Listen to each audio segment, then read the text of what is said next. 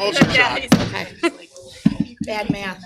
Okay, it is 7 o'clock, and I'm going to call the meeting to order. This is the regular meeting of the Kaneland Board of Education. And we would like to inform all board meeting attendees that this meeting is being live streamed and archived for access at any time by our community members on the internet within 24 to 48 hours of the meeting's conclusion. And please rise and join me in the pledge. I pledge allegiance to the flag of the United States of America and to the republic for which it stands, one nation, under God, indivisible, with liberty and justice for all. And a roll call when you're ready, please. Mrs. Witt. Here. Mr. Gonzalez. Here. Mrs. Junk. Here. Mr. Carey. Here. Dr. Lawler. Here. Mr. Mankivsky. Here. Mrs. Simmons. Here. Yay, with 7 members present, we do have a quorum. Does any board members wish to move anything from the consent agenda to new business? Okay, hearing none, I will entertain a motion to approve the agenda as presented. Second. Roll call, please. Mr. Gonzalez. Aye. Mrs. Junk. Aye. Mr. Carey. Aye. Dr. Lawler. Aye. Mr. Mankivsky. Aye. Mrs. Simmons. Aye. Mrs. Witt. Aye. Motion carries 7-0. Move now to board and superintendent salutes, and I'll turn it over to Dr. Layton.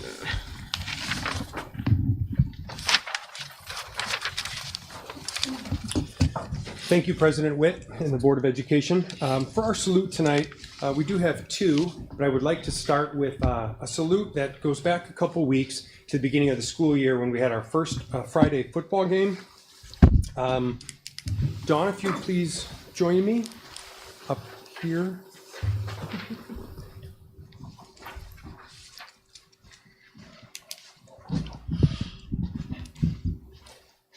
Thank you for coming. Thanks for joining us. At our first football game this year, Dawn is one of our monitors in at the high school, also works all of our football games and works security at the football games and helps keep things orderly and hopefully doesn't get the position of watching the middle school students because that's always the most challenging job. But on the night against Andrew High School, as fans were coming in, Dawn noticed a particular fan, a particular parent from Andrew High School who was having mobility issues. And I'll read this in a sec. I'll read this first, and then I'll explain a little more of this story. But this email is from Kim Gay, the parent from Andrew High School who attended that night. And it simply went to Mr. Rollman, who brought this to my attention. Said, I was a guest at the game against Andrew High School. I have mobility issues, and the staff did everything possible to accommodate me. This was a once-in-a-lifetime experience for me, as she didn't go to many games, she said. Please thank them for transporting me across the field before and after the game. So before the game, as Dawn was watching fans come in and out and helping with security, noticed that Kim Gay was having trouble with mobility issues, and right away Dawn jumped into action and said, asked her if she needed a ride or needed some help. So asked Kim and her family to wait outside for a second. They brought the golf cart over, and because of Dawn's quick action, they were able to jump on the golf cart and then transported them to the other side. Then at the end of the game, even after our big win, and we were excited, we remembered to go back and get Mrs. Gay or Miss Gay and bring her back across the other side. So it's just a great example of one of our staff members going above and beyond. So with that, I would like to thank and congratulate Dawn Decker for going above and beyond. Thank you.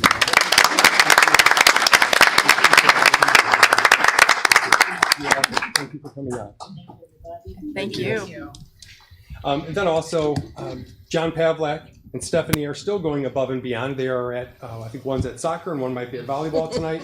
So rather than continue to wait on this, which is about a month old now, wanted to also recognize them tonight for going above and beyond. So if you don't mind, please give Stephanie Douglas and John Pavlak a round of applause. And with that, I will share the microphone with Dr. Horn as he has a student recognition.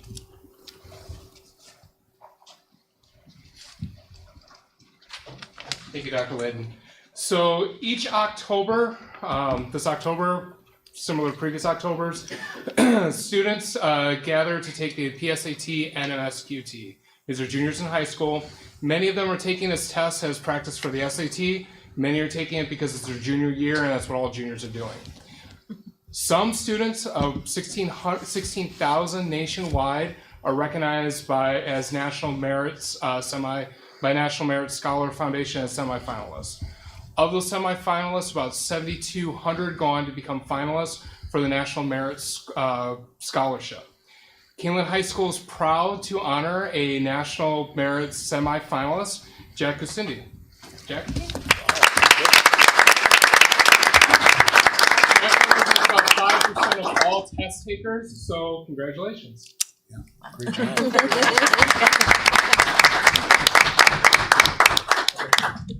Thank you, Dr. Horn. Thank you.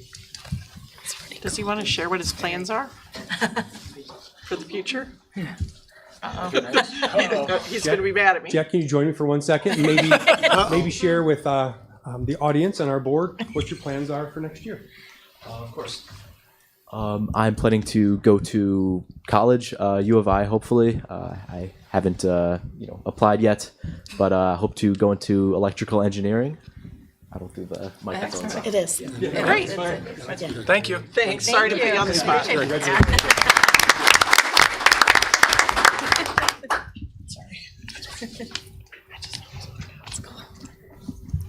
Thank you again for Jack and your family coming out tonight. Congratulations to you also. And thank you for Dawn coming out too. Those are our salutes for tonight. Okay, you're good. Okay. Good night. Good night. Good night. This is your time. You don't have to wait.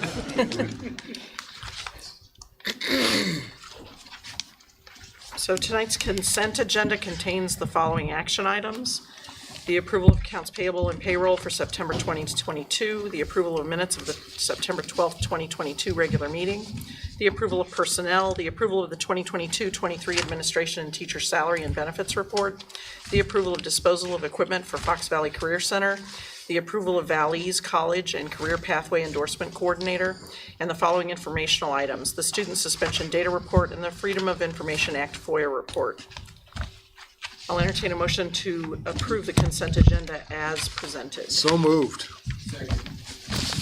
Roll call, please. Mr. Carey. Aye. Dr. Lawler. Aye. Mr. Mankivsky. Aye. Mrs. Simmons. Aye. Mrs. Witt. Aye. Mr. Gonzalez. Aye. Mrs. Junk. Motion carries 7-0. This is the first opportunity for public comment at the meeting. There are two opportunities, one now and one at the end. And we use a sign-up sheet that we're getting. And is anybody on it? So no one has signed up. Does anyone have an interest in making a public comment at this time? Or do you want to wait until the... Our wife sent us, you can give us that list. Okay. So, hearing no public pardon me? We'll wait for the next Okay, opportunity. okay, We don't know yet. okay. All right. So hearing no public comments, we'll move on to new business. And the first item of new business is a public hearing and approval of the Kaneland District 302 budget. And so the first item, the first thing that we do here is we're going to call the public hearing to order. Then Dr. Fuchs will give us an overview. Then there'll be public comment only on the topic provided in the public hearing, actually on the budget. And then we'll close the public hearing, and then the board will discuss and vote. So at this time, it is 7:09, and I am calling to order the public hearing regarding the Kaneland District 302 budget. Dr. Fuchs? Thank you very much. Tonight's action is the last step of approval of the 22-23 budget. If you'll recall, we began discussing this budget back in October of 21 when we started discussing the tax levy. So next month, now that we've approved this budget, we'll do the same for next year. With that being said, the board approved a tentative budget in June of 22, which is required. And now we will ask to approve the final budget. The final budget is presented to you on the state budget form. This is the form that I'll upload to ISB and file with the Kane County Clerk and also the DeKalb County Clerk. In your board memo, I itemized significant changes since the tentative budget. We've had some changes in revenue and some changes in expenditures, and they're all listed. As a summary, the board is being asked to adopt a $72.2 million budget with a total budget of $87.5 million.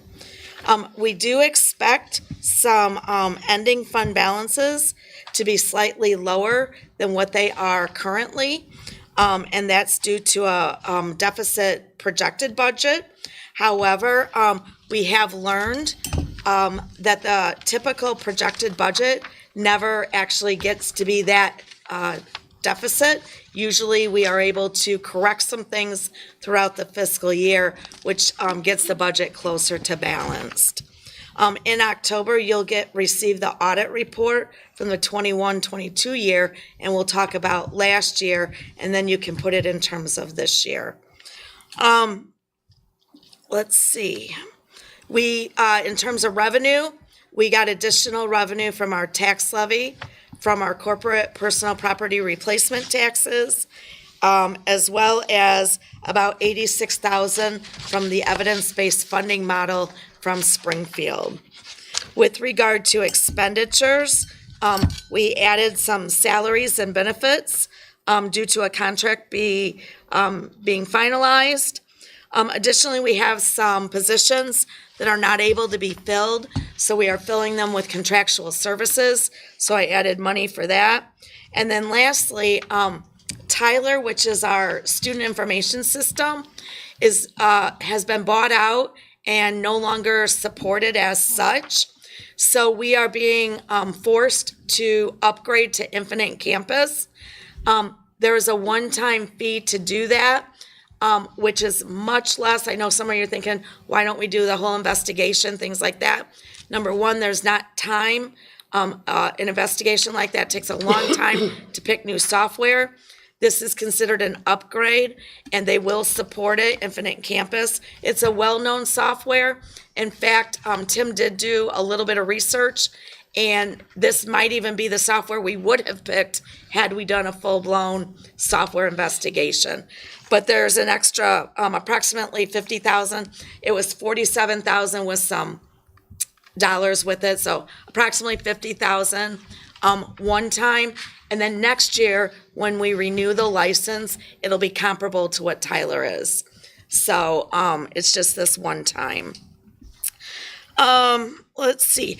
In your budget, on this budget summary, you'll see transactions, what I consider below the line, and that has to do with the working cash bond sale. That does not show up in revenues or expenditures, except for its expenditures out of the debt service fund. So you'll notice that the debt service fund goes down because that's where the money's coming from, because that's where it's sitting, and that's what's going to pay off the bonds. And then we do transfers into operations and maintenance, and then next year's budget, that's where we'll pay for some of our capital projects. We're getting the money into O&M, which is where we pay for our capital projects from. So the things that we've been talking about, the actions that the board has taken throughout the fiscal year are all reflected in tonight's budget. So that, sorry, go ahead. We're going to close the public hearing and then we're going to talk about it. You're right. So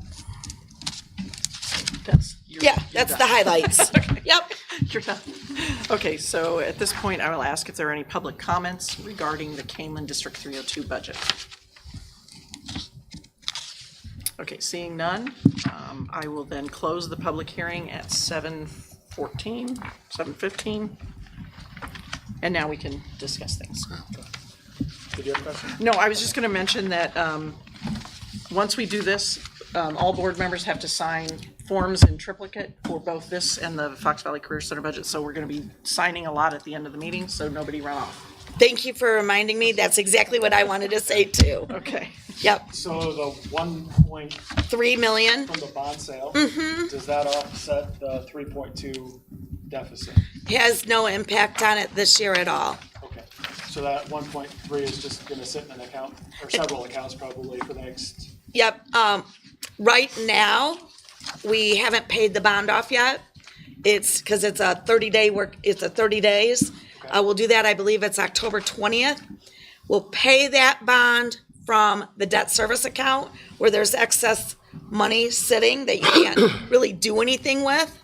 Once it gets paid off, that money will be in working cash.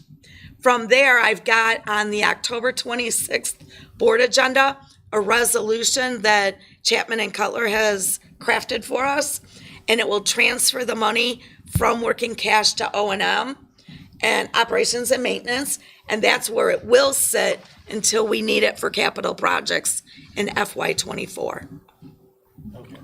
So this is the 22-23 budget that we're approving, even though we are already 2 months into, 3 months? That's correct. We're, actually, the end of September is a quarter of the way through. The fiscal year runs from July 1 to June 30th, and the state says that you have to, pass a final budget, within 90 days of July 1.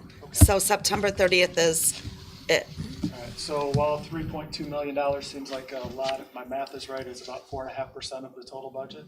Yes, and not only that, but $1 million of that 3.2 was a planned deficit because we did instead of a $1 million capital projects this year, we planned for $2 million because there are so many needs that the district has.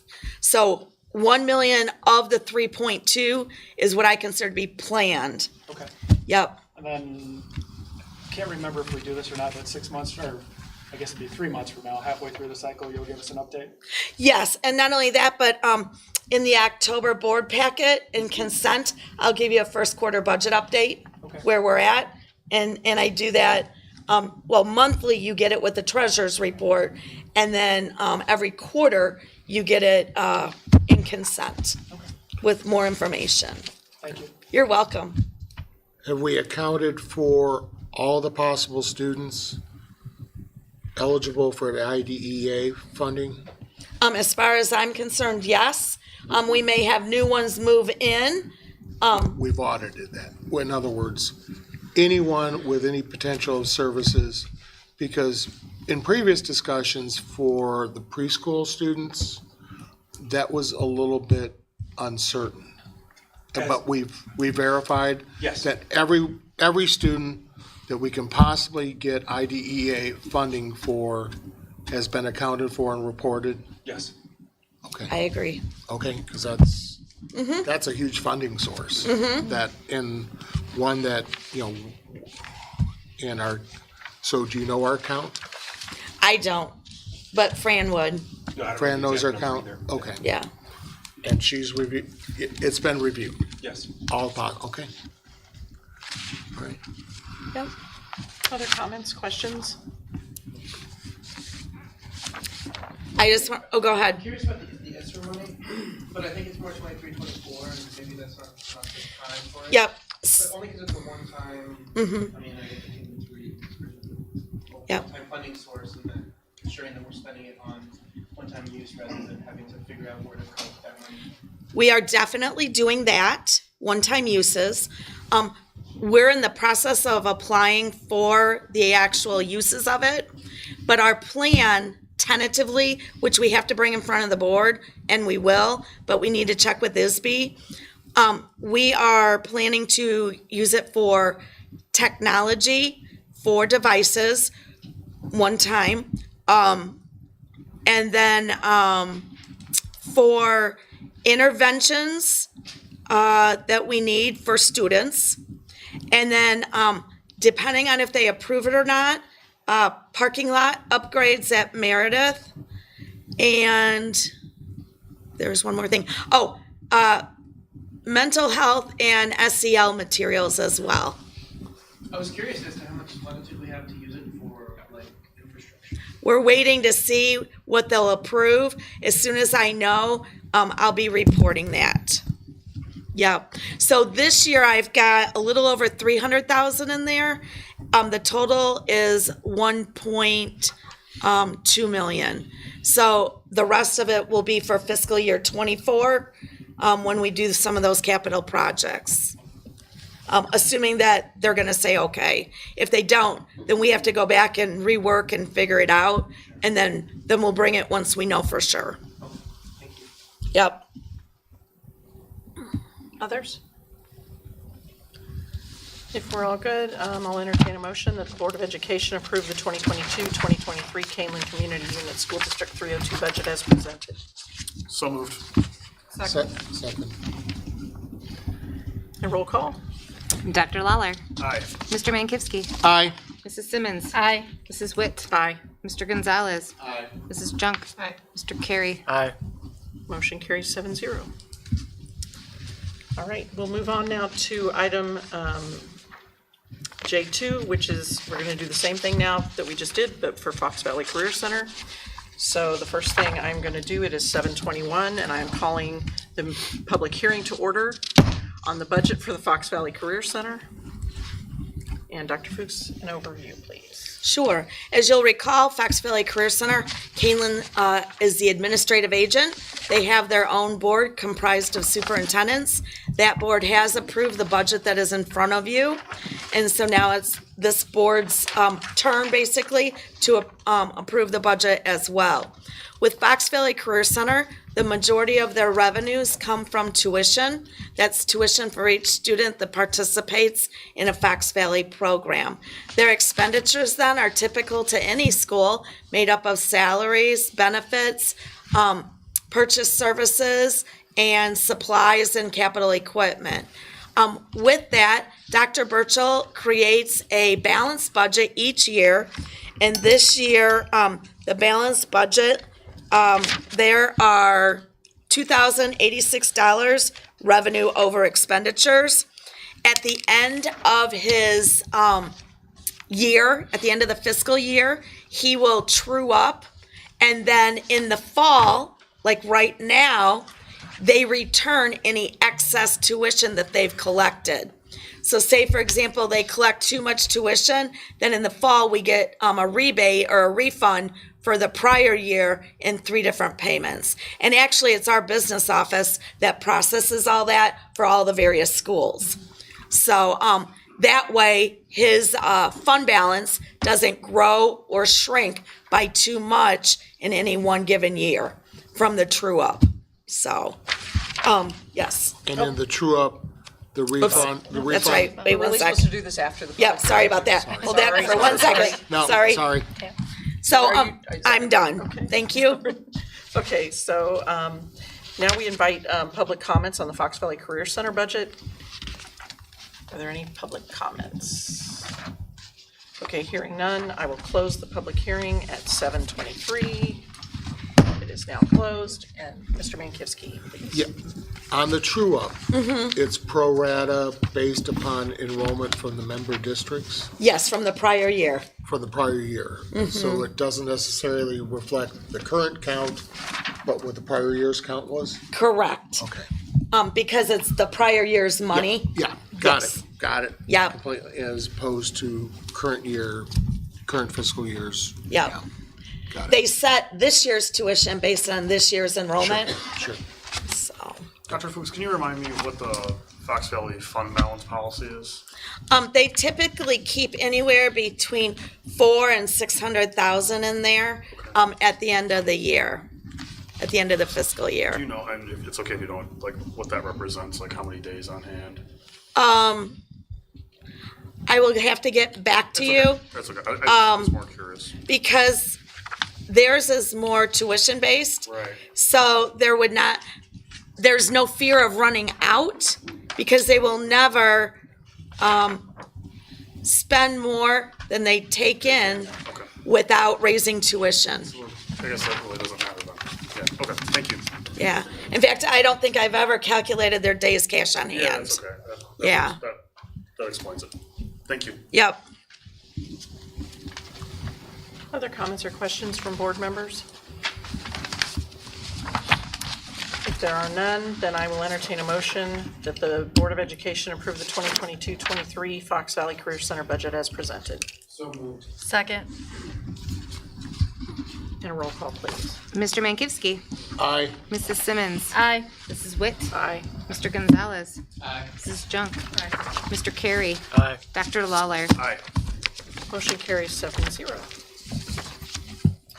All right, we're moving on now to J3, which is the discussion on the master facility plan community engagement process. Yes, thank you. I'm going to start with a overview and brief review of what brought us to today. And then after that, I'll turn it over to Dr. Fuchs and she can walk us through more of the details, excuse me, and the options.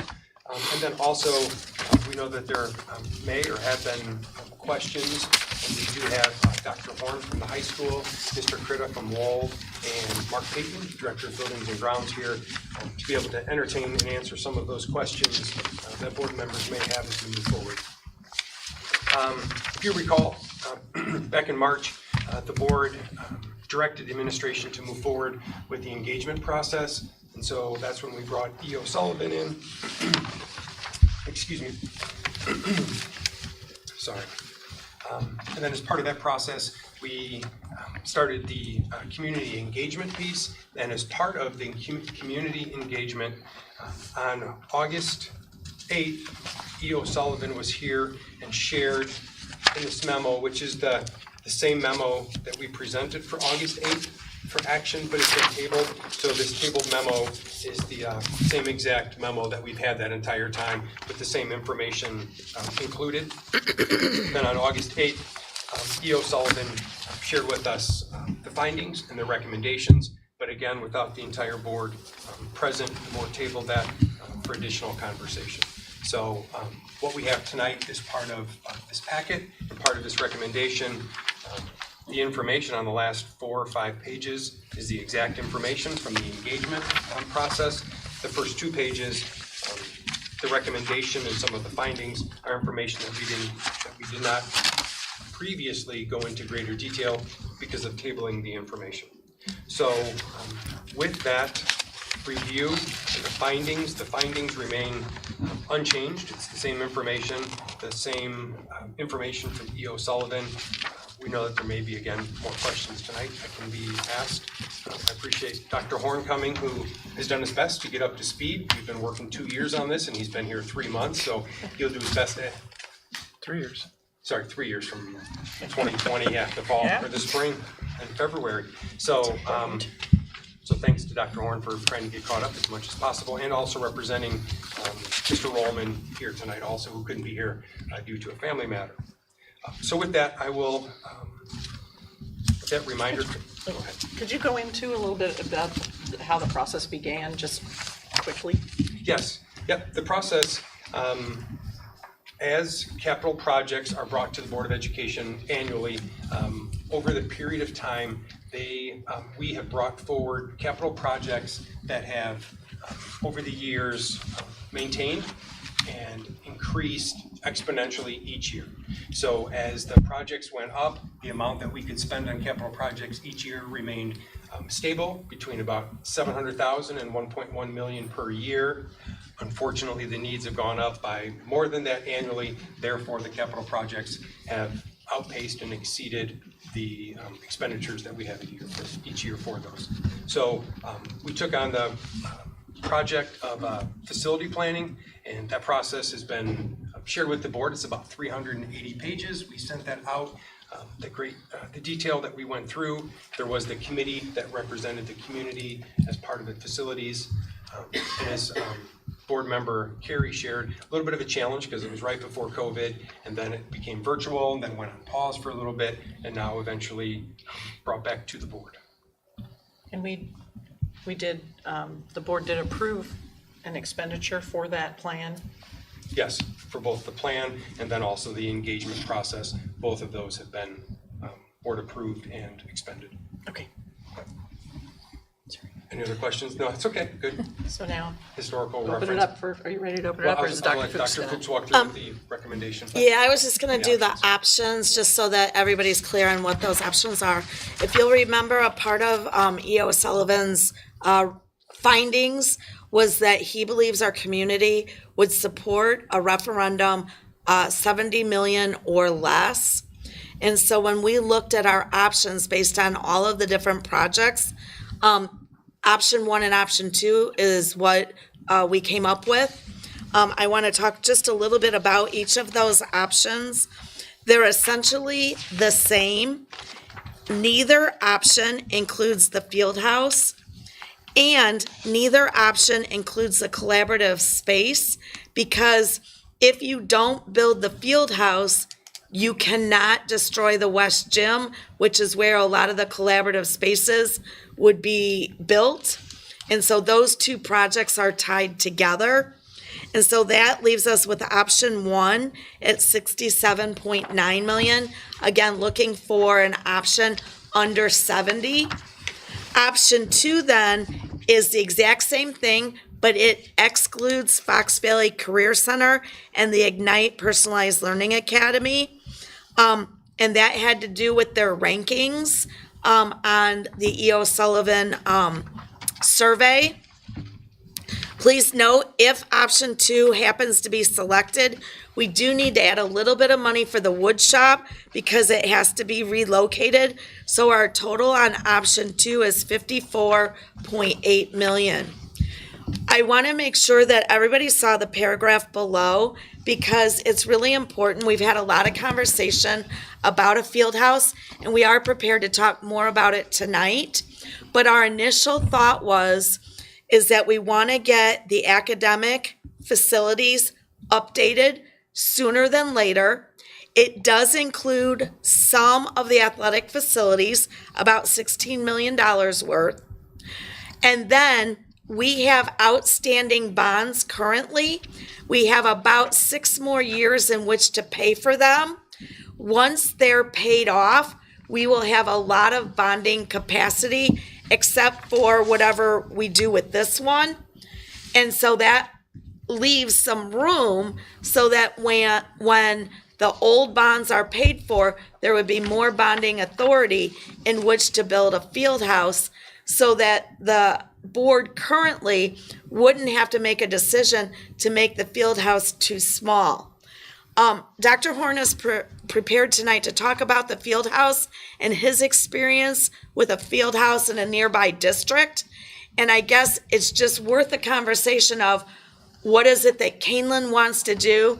What order do we want to do it in?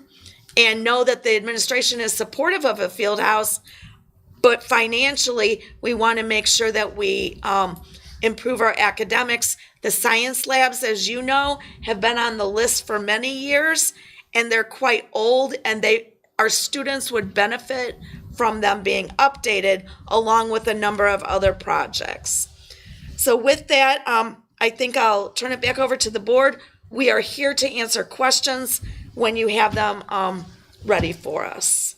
Okay. So I don't know how we want to start. Can I ask a question, because it'll probably take us way back? So the initial priorities list that we got, I'm struggling with what we have here on this initial list. And I know costs have changed over the last couple of years and stuff like that, so I understand that, but that was at 87.8 million, and it included classrooms, it included a field house, included activities, fields, and Fox Valley, things that we really want to touch. And now we're at this.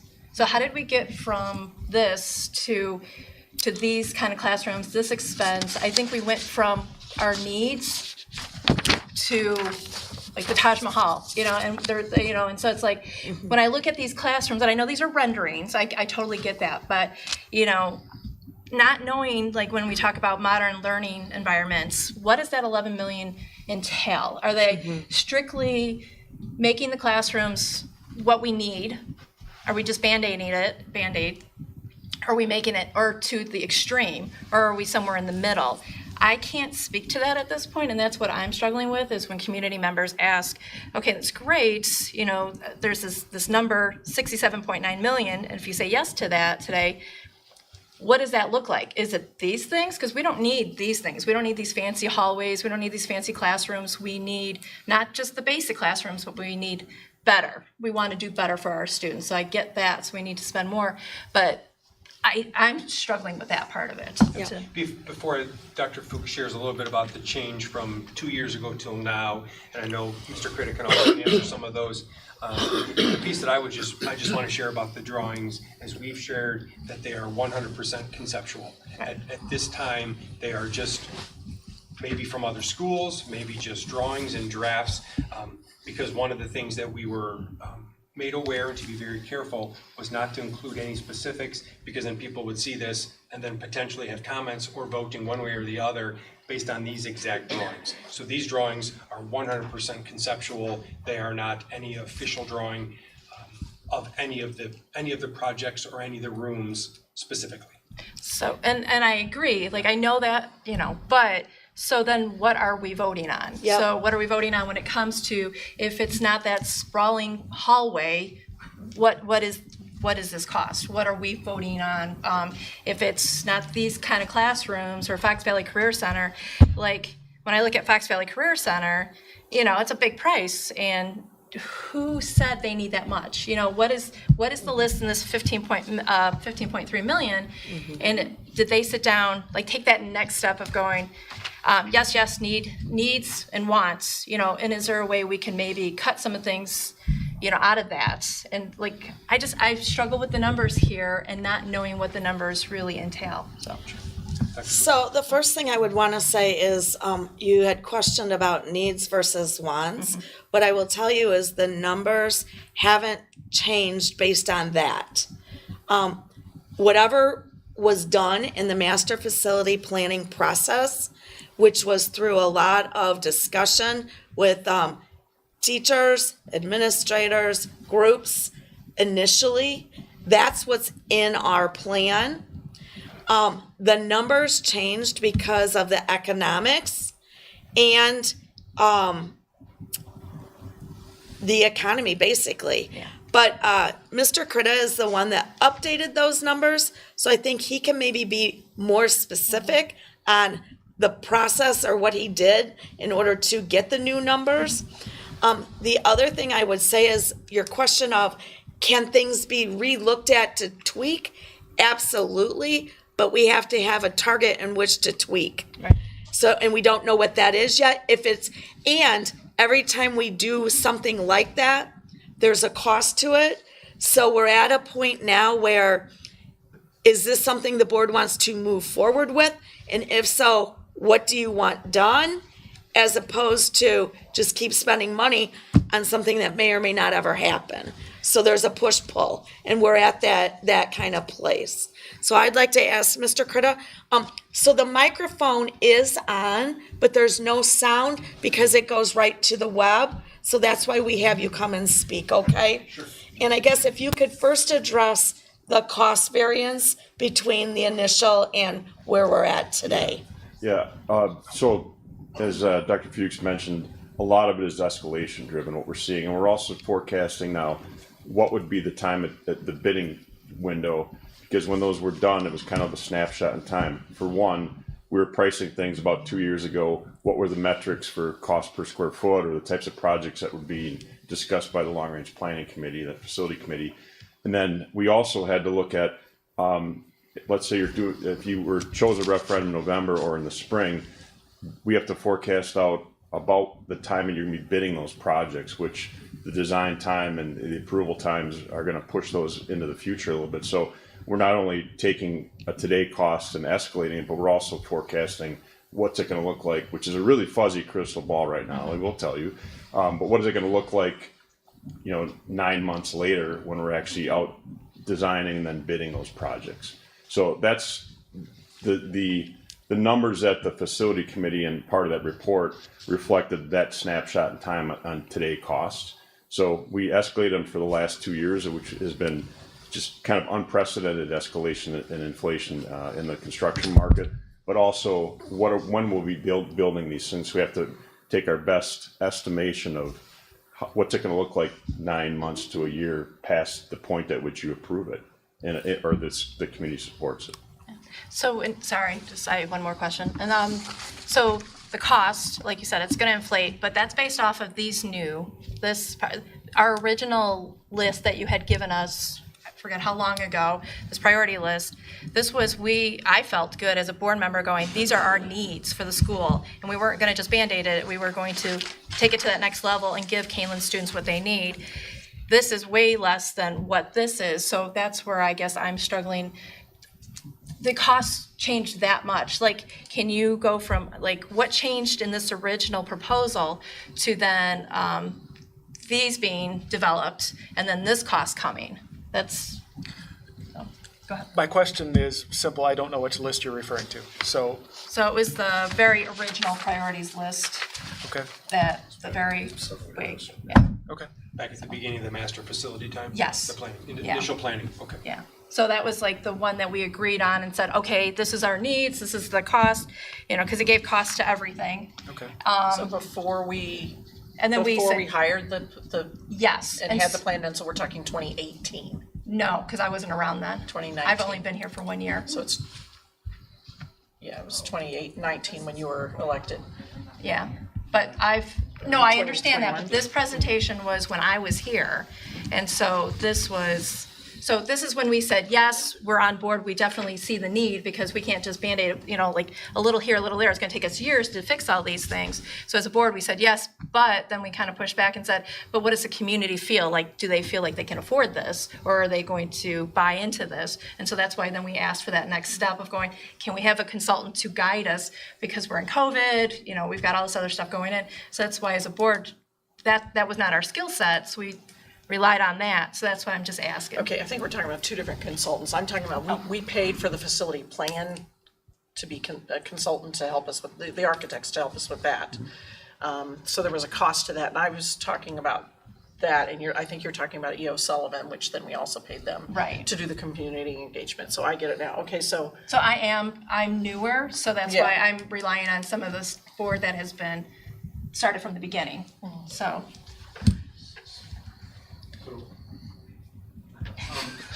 So, I understand what you're saying, and I understand where the cost projections come from. And I think you kind of answered a little bit, rather than a point, but I think Dr. Fuchs has answered it. What I'd like to see is, so E.O. Sullivan has come in and they've said, okay, this is what the community has mapped out. Now can we look at these options and see where can we make adjustments to get closer to that point? I feel a little bit of my frustration stems from, we said, okay, these are all the things that we have available.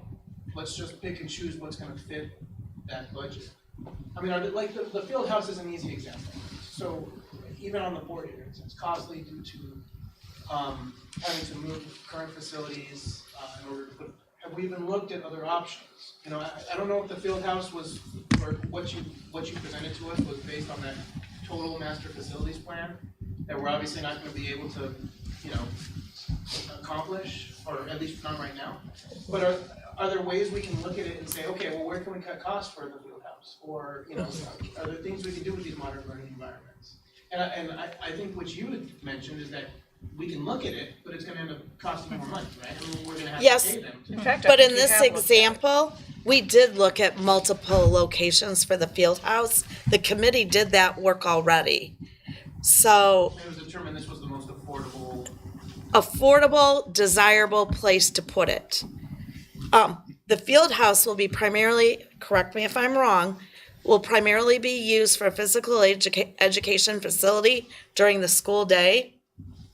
We looked at putting it at various places on the campus. Anything other than where we've identified, I'm sorry, won't work for the high school. As far as getting kids back and forth to class and. Exactly. Okay. Timeliness, functionality.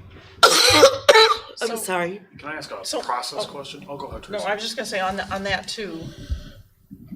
I believe there was some, at some point, there was some discussion about okay, if we had a small, you can build a smaller field house. But wouldn't we be didn't we, the committee decide, or we decided that it wouldn't fit our needs to have something, I think there was some discussion on that. There was, and Dan can touch base on this a little more, but I agree as the specs were created, they were created specifically what the Master Facility Committee was looking for and wanting for or desiring in all of these locations. So Dan, can you touch base a little bit on what a lesser field house or facilities would be and what the ramifications might be? Yeah, and you're exactly right. What fed into that field house, I guess, model that was priced were the things that the committee was telling us were priorities to be included, the amenities and just the programmatic space. You certainly could look at a smaller scale field house and still have much of the amenities.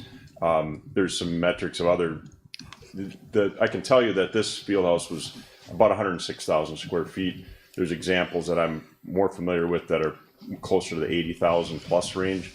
So there's a square footage we could take a look at. Could we make that still meet your needs, but scale it down? Maybe there's some things that aren't happening now. Maybe that's part of a phase 2, as Dr. Fuchs talked about in the future. You could add on to it.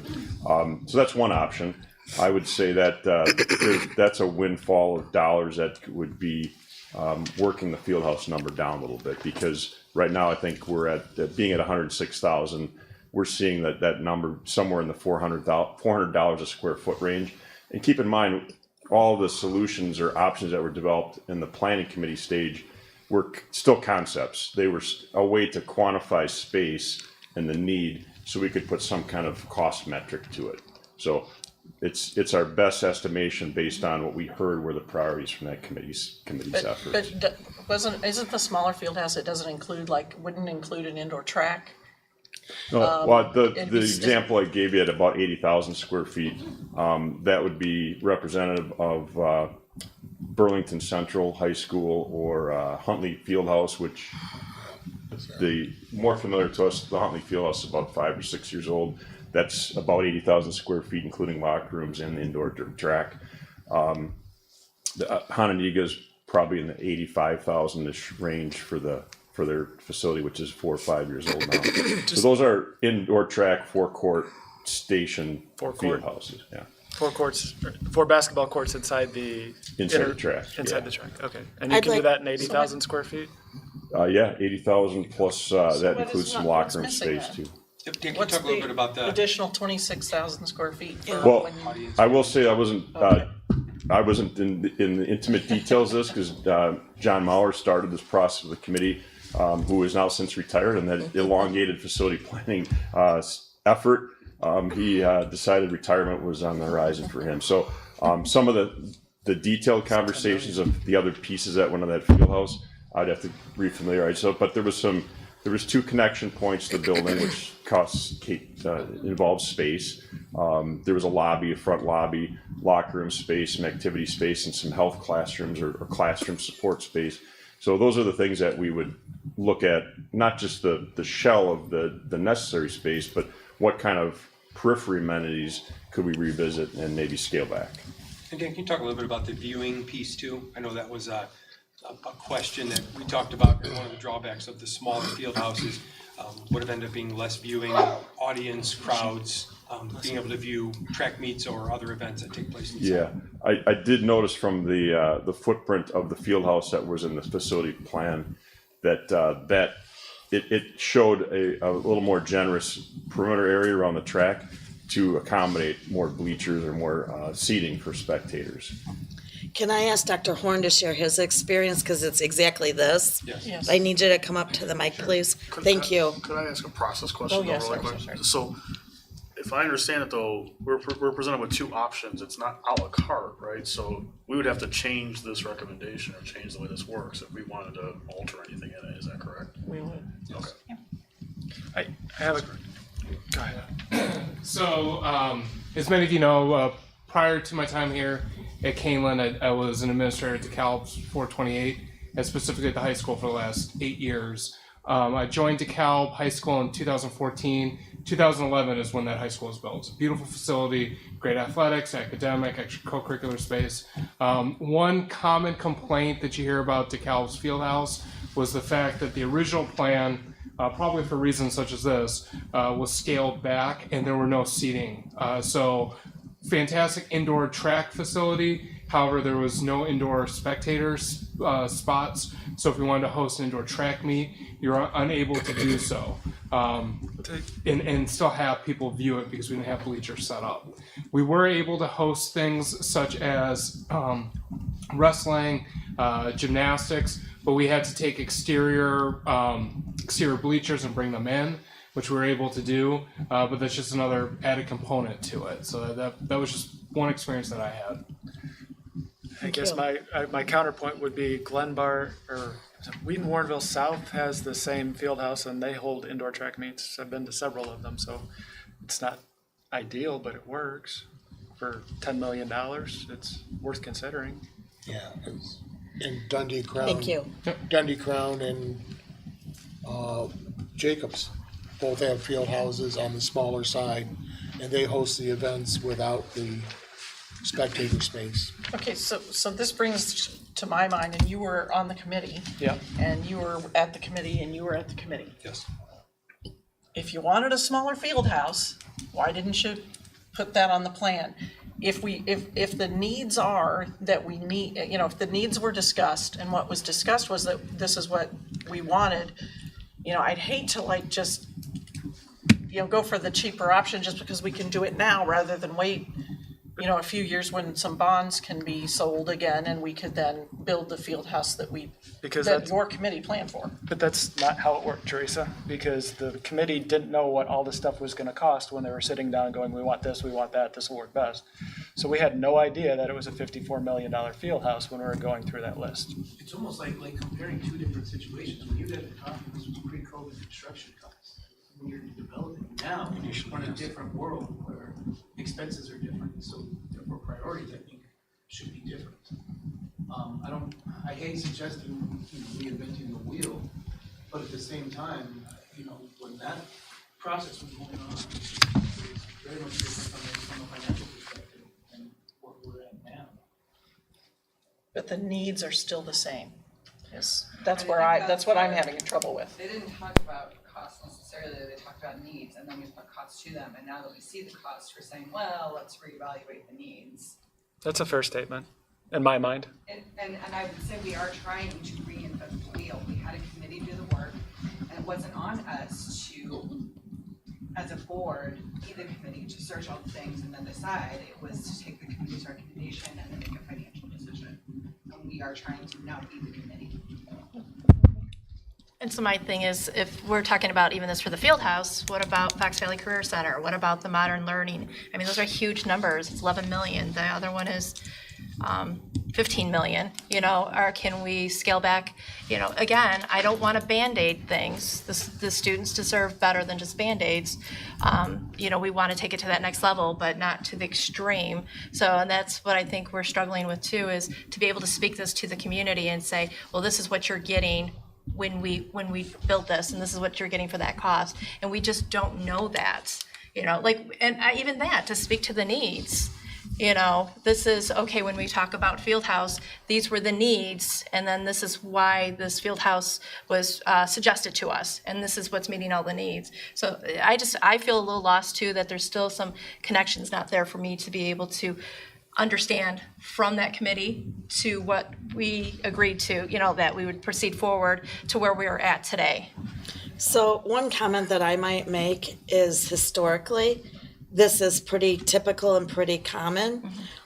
For example, when we were building McDowell and Blackberry, that's why you don't have air conditioning in the gyms, because we needed to cut costs, and so we did. In the East Gym and the auxiliary gym and the wrestling room at the high school, no air conditioning. And all of that is due to wanting more than we could afford and making decisions not based on needs, but based on the dollar. And sometimes you have to, which is why our recommendation is within our bonding authority and the authority from, or not the authority, but the results from E.O. Sullivan. So yes, we can go back and make sure we don't have the Taj Mahal, for sure. But when you start doing that, please understand that there will be things that we give up, similar to DeKalb's complaints of no seating. There will be something that we will have to cut, or that we'll select to cut in order to get more. Yeah. And I'm okay with that. Just know that that's part of the process. Yeah. And I guess my point to that too is that maybe we might choose not to cut stuff, and we might say at that point going, you know what, you're right, the field house is something we want, you know, the community might even say, oh, you know what, if we need to wait another 5 years, we'd rather not do this, we'd rather do it right this time. But right now, I can't say that to them. I can't say, you know. The community has already told us, though. We have the results of the community survey. The community ranked what they wanted. And so we know what the field house was 5th, I believe, in the rankings, and 7th. So, and we also know that their tolerance is 70 million max. So if we're going to, we said we were going to ask the community and we were going to do what they wanted. But now, certain people, you know, you're hearing from certain people in certain parts of the community that, you know, that want something different, and it's changing. But it shouldn't, because E.O. Sullivan got 500 phone responses from all across the district, from all the municipalities. And so however we do it, we should start, and we shouldn't even consider a field house before considering the first 6 things that are ranked before it. Because that's what the community told us. That's how the community ranked those offerings. And so, in my opinion, it's wrong to go against what the community, we said we were gonna ask them, we did ask them, and now to say, well, you know, we don't really like what you said. So now we're gonna change it. And then the other thing is that we, now I've lost my train of thought. But when you ask the community, you know, for their tolerance, they said 70 million. I'm also not in favor of option 1, where we add on things that were down at the bottom of those rankings, just because we have some extra money to throw around. So, you know, my opinion, and I have a problem with the Fox Valley Career Center,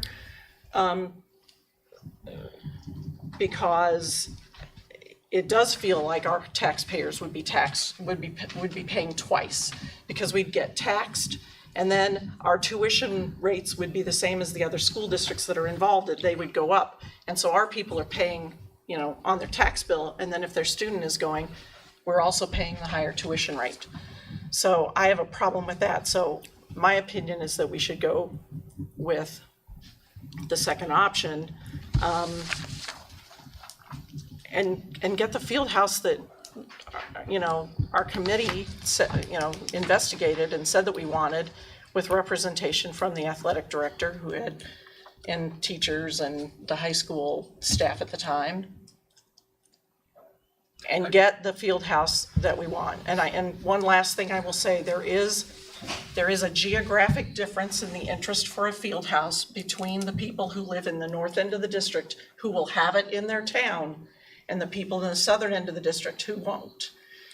Because Go ahead. people who live close to it, there's a culture in Maple Park and Elburn. People who don't have kids in the school district, they like to go to the football games.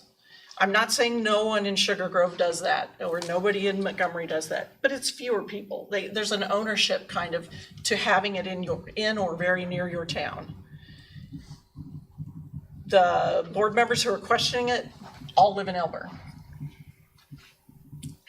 There isn't this outrage and this question of, hey, we have to have a field house further south.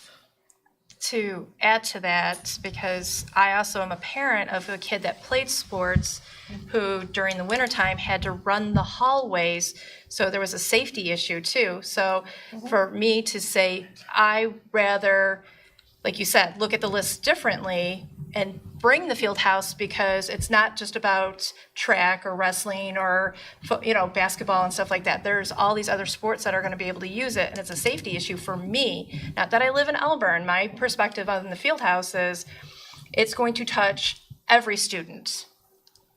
I don't, yes, the community has spoken that maybe it's lower down on their list, but I also think when the community hears 48.2 million, they shut down.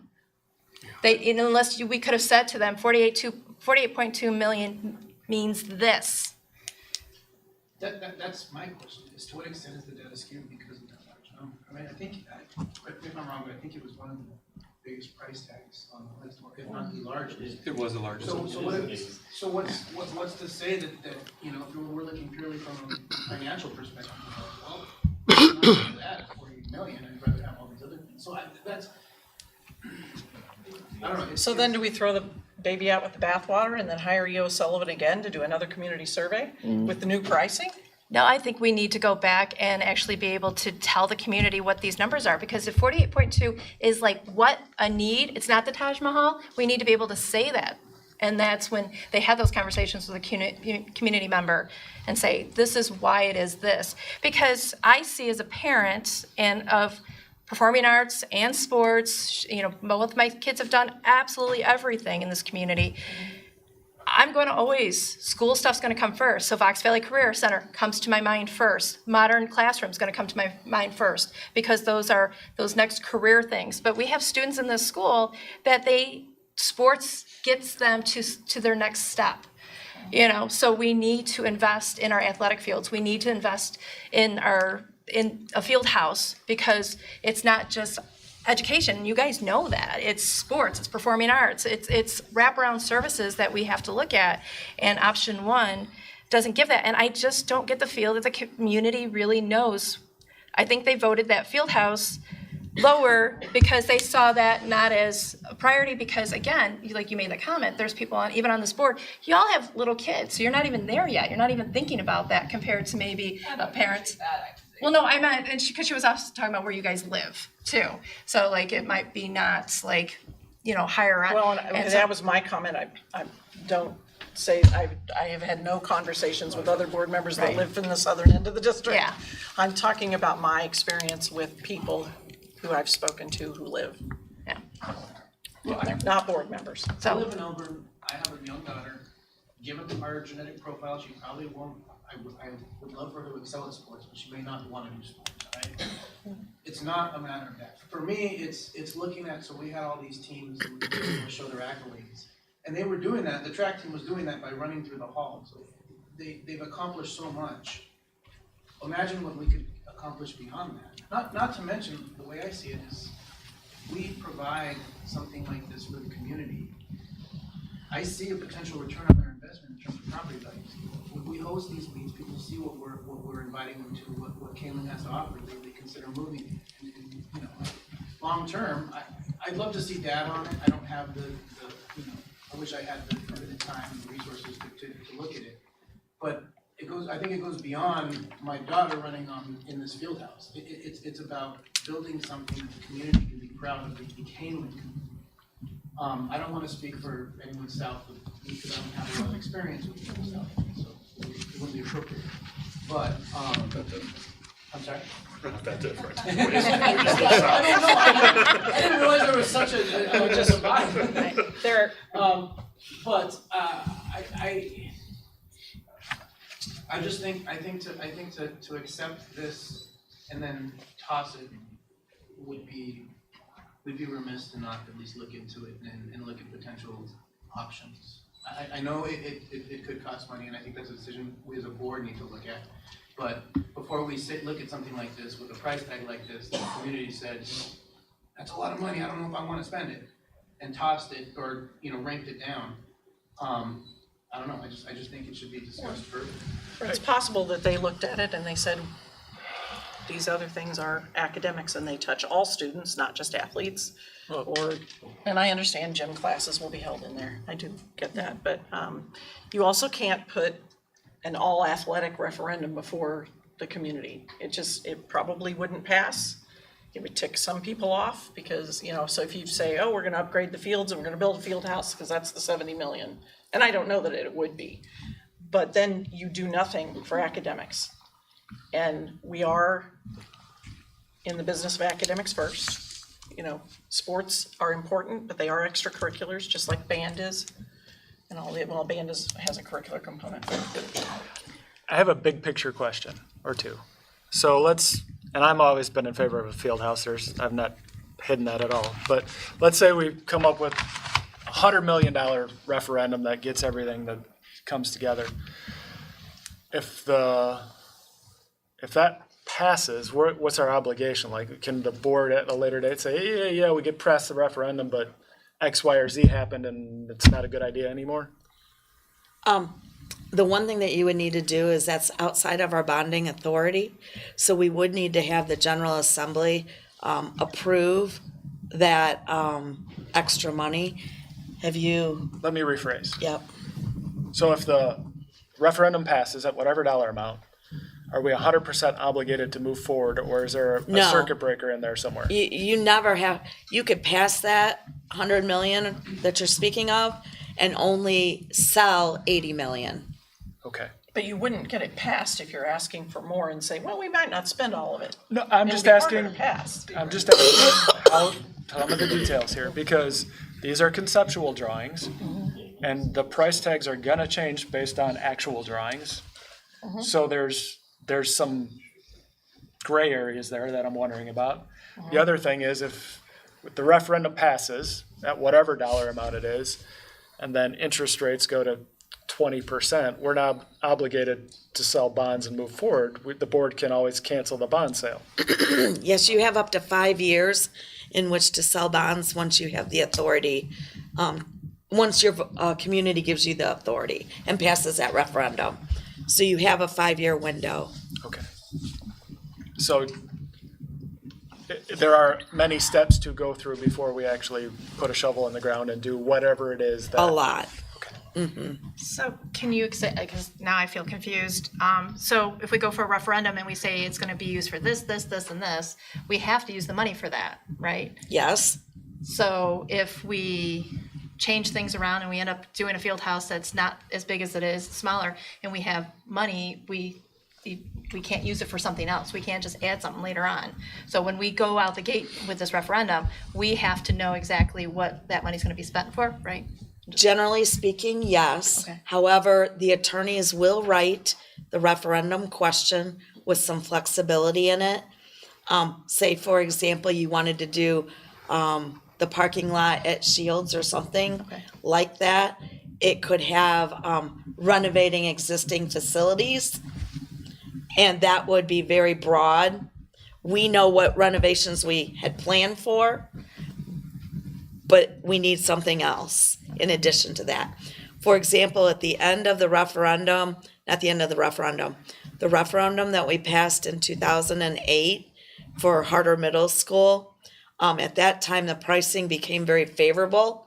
So at the end, we had some money in which we did a bunch of other projects, including new roofs. It wasn't on the original question, but we had extra money that we wanted to take care of some things. So we did Meredith's roof. We did, what else did we do extra?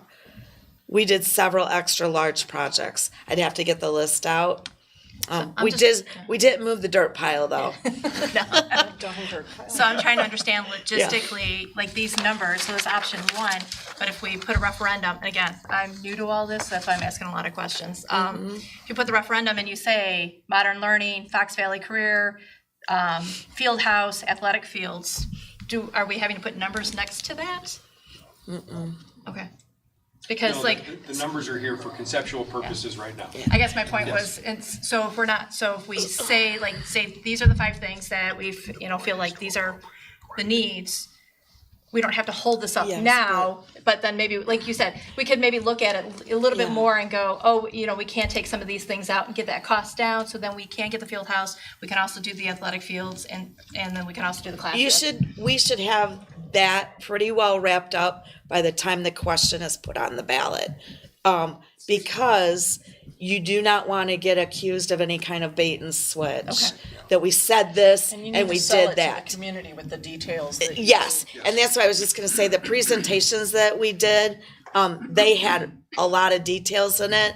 So some of that work is gonna need to be done, before. Okay. And ultimately, the board has the appropriation power, correct? Yes, within the ballot Within the question. ballot question, yes. Yes, So we can still decide where, among the groups of projects to appropriate to, as long as it's covered by the appropriation question in the first place. yes. Yes. I wouldn't recommend straying too far No, I'm not, by any means. but we ultimately have the appropriation power. If something changes outside of your control, that would be a good time to make a change or a decision. But otherwise, I would. We're asking a lot of theoretical questions, but we are not a SCISI board that's looking to do these things, because that is what it sounds like. Like, we're asking a lot of, well, could we move this money around? Could we do, like, No, I would, does not No, yeah, represent we're not what doing we would do. Yeah. No, I actually feel like we're more saying, is there any way that we can get around what the community asked us and told us that they wanted? I feel like that's the skeezy thing that we're talking about here. I feel like, we okay, we I did the take hard offense to that work. remark. Well, we did the hard work. We asked them. They told us. 500 people out of 18,000 voters is not 100% representative of what the community No, has to it's say not about 100% something. representative. It's a very good representation for a survey of this For a type. survey, which I don't know how much validity you put in, that survey, 500 out of 18,000 isn't a representative sample. Everybody that I talk to, which granted I have kids in It's sports, also not a representative. I just said that, is in favor of building a field house. So So can I ask, I don't think we would go above 70, right? Like, the community's Right. spoken, okay. So That- if we do the field house. But they've already ranked. I know. If we do the field house, we have to do kind of the other piece with it. We basically don't get to do anything else. Is that really what we wanna do? that's what I guess I'm asking is, I don't want to do the field house that is, unless I don't it's think like, you're gonna cut so much of the field house and still have it be functional that you can still do the other things we need to do. but I don't know that, because that's not my skill set. We've had That's their people, job, and that's what they told us. but we've also heard from other schools that have gotten field houses at a lesser price. And so that is my struggle, is if there is, you even mentioned that, like, we could relook at it and the price could go down. So if we go down in that, and so then my mind goes, well, is Fox Valley Career Center the same way? Is there something we can go down on that, so we get a little bit more there? And then the modern classrooms, what does that look like? So then we can't, for me, I feel like with the numbers there, it kind of skewed a little bit the community. I think and I don't know if we could have even done that, but if we would have had, these are buckets. What are the most important things to you as a community? Athletic, field house, athletic fields, Fox Valley Career Center, classrooms, whatever, But once we put the price tags on it, I think the community looked more at that number. We do. We look at our pocketbook and we're like, am I on board for 48 million? And I think for the community, they want to know if they said, for the people that said no, I know we can't go back to them and go, why did you say no? I'll never know. Did they say no because it was the price, or they don't feel like it's important enough, or whatever?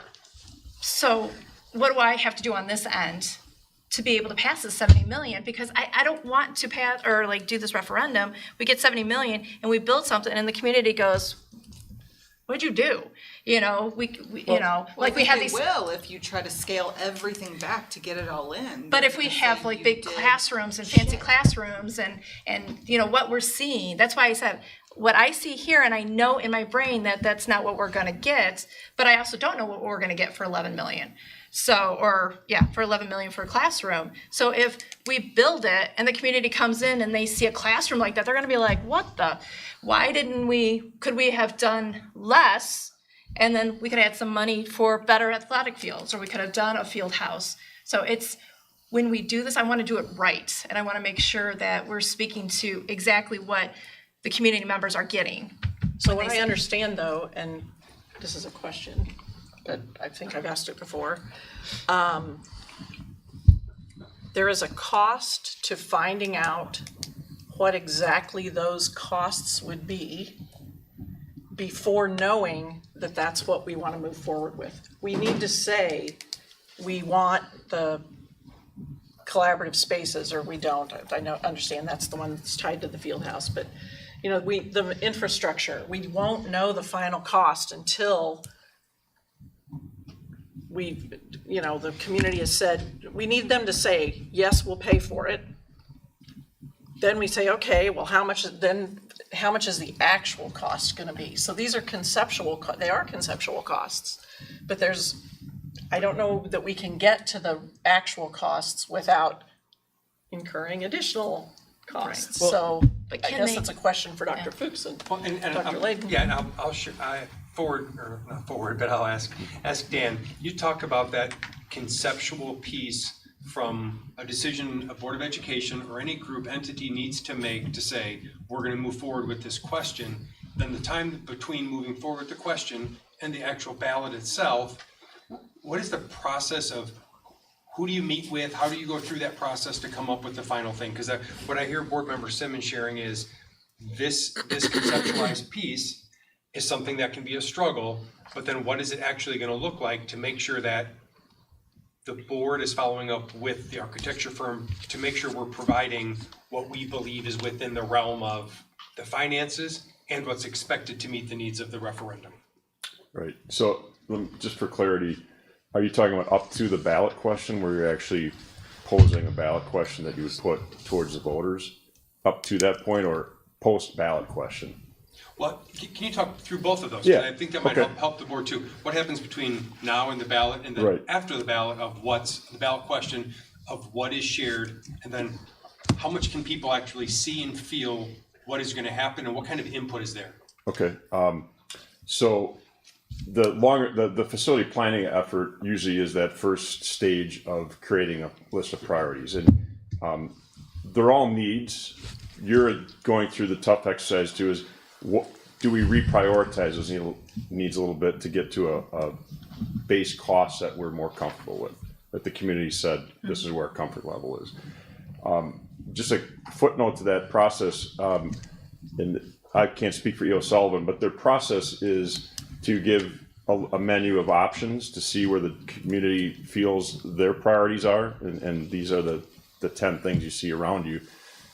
It's detached from the price point. The price point was independent of, it wasn't tied directly to a list. So when somebody said, we feel good about 74 million, it didn't say that means you're gonna get this, this, and this. Just keep that in mind. Those two things were independent of each other to a great degree. So what the board's doing is, right now, is figuring out how much merit that information has, and do you feel comfortable massaging that a little bit to move forward.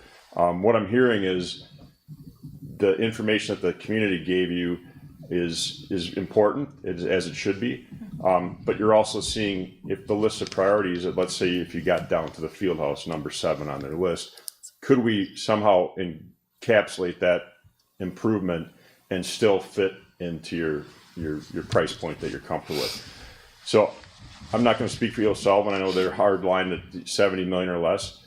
I think you need to find where that sweet spot is based on the board's comfort level. The community spoke, but the community also spoke from a standpoint is there's some detachment to the priorities of projects and improvements to the priority of how much are we willing to spend. So I'll put that aside. To Dr. Layden's question, up to the ballot question point, you can massage any and all these projects by just saying, what are we doing within each one of these, and can we move the threshold up a little bit or down a little bit to get a little bit more, a little less, and change that dollar figure. We're happy to help you do that, and the meter's not running. We want you to get to the point where you're comfortable with the scope of work and the price that you're going to promote to the community. So if there's things on here you'd like a little more detail, that facility plan report did get into the weeds quite a bit, I will say. So from a standpoint of classroom improvements, you mentioned what's in this $11 million. It did show different areas of the building that were going to get touched and what kind of improvements are going to happen within that. And we can bring that to the surface again and make sure it's a little more, maybe it's a little more bite size. We can say, okay, in that classroom improvement, it's not just a board with an advantage, disadvantage. It also talks about these are the things that will happen in that classroom. So you know where that price point is. And you can just say, let's take that back a little bit. Let's not go so far, and that number could change a little bit. But that's the case on most of these items. It's just scope of work equals dollars. So however money, the level of improvements you're going to do is going to have a price tag attached to it. That the gray area in this market, there's some gray area, but there's not a lot of gray area. We're pretty comfortable that the infrastructure, the roof costs, the mechanical costs, the Fox Valley costs based on the priorities that the committee expressed, those numbers are pretty fixed. I wouldn't say that we're looking for some hidden things in there that we can start to extract. So as you're moving towards that ballot question, just keep in mind that any one of these can be revisited a little bit, but you're not going to be able to compress them all to say, if we squeeze every one of them, I think that came up from one of the board comments, is you can't squeeze them all to get to a magic number. Let's say it's 70 million. You'll be kind of cutting yourself short for what's important and what the community expressed or the committee expressed in that facility planning process. So when you get up to that point, you're going to create a list of improvements in the ballot language, and your obligation to the community is that you do that list. There might be the detail you put in that ballot language is up to you, and your council will work with you on that. But that's your obligation once the dollar's passed. You don't have a lot of latitude to say, we're going to take the Fieldhouse money and do something else with it. You have to do the things that you've agreed to put in the ballot language. Post ballot language, now that you've said this is the dollars we're going with, it's the tax impact. It's really the threshold. This is the tax impact. These are the improvements that we're prioritizing. This is the ballot language. Then it's just an informational campaign from the district standpoint. That threshold starts all out press of what's involved, what's in these things, and you can give as much detail as the community is asking for on any given scope of work, and you will get into more detail than what we see here to some degree. So there's an informational campaign, and then you have a non-school associated yes committee or advocacy committee that would be out talking about the benefits and vote yes. Those are two separate entities. That'll be parallel tracks, but the school can't promote a vote yes campaign. I don't know if that answers the question, Dr. Layden, but this is not an unusual thing for you to do, is to get this feedback, and it's not. I didn't anticipate it to be pick A or pick B. I figured there'd be questions that you're going to want to revisit, maybe some of these scopes of work, or maybe all of them to some degree. Thank you. I appreciate that, because that's the thing, trying to have that voice. The work you've done is phenomenal. And, the price tags, we want to be able to speak to it and say, this is what that number is. So knowing obviously you have a budget. You didn't come up to 2.8 million for Ignite, out of the blue. You have, a process behind that. And so for us to be able to speak to that is, I guess that's where I'm trying to get to. It's on the facility plan that was emailed to us. I understand that. I'm saying when the community, as board member, I have to put the community in my perspective too, not just what I want or what I'm thinking and what I see. So hearing what you said, so thank you, because that really cleared up a lot too, that it's not, didn't expect option 1 or option 2, that we were just going to run with it, that asking, hey, can we have a little bit more detail is appropriate for us to do. So how much time would more detail take? We have a January deadline for a referendum question.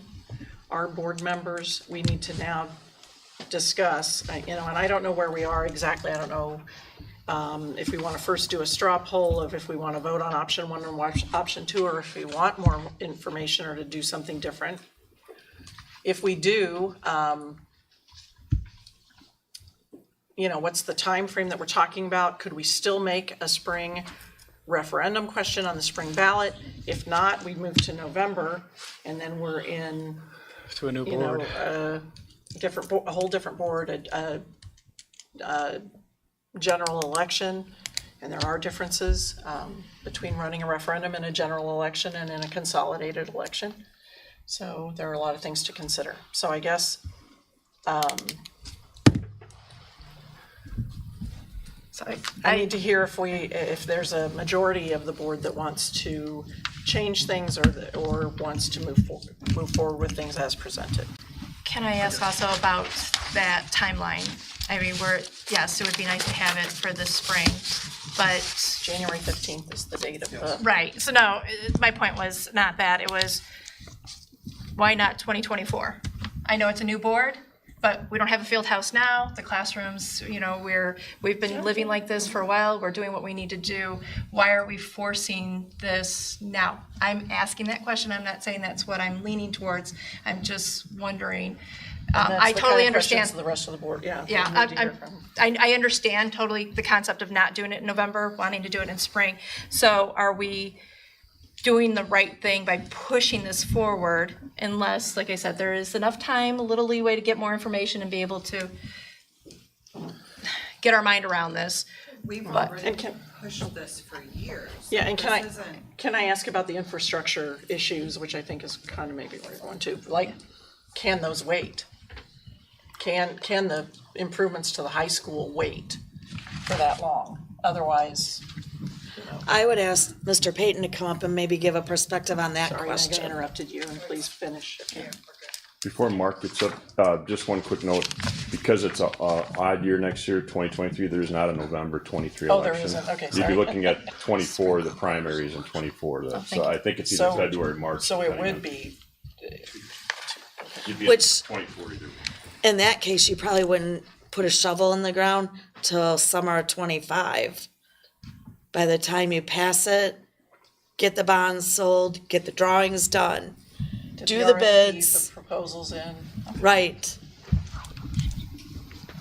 yeah. Thank you. That's accurate. It would be, your first summer of real activity would be 25.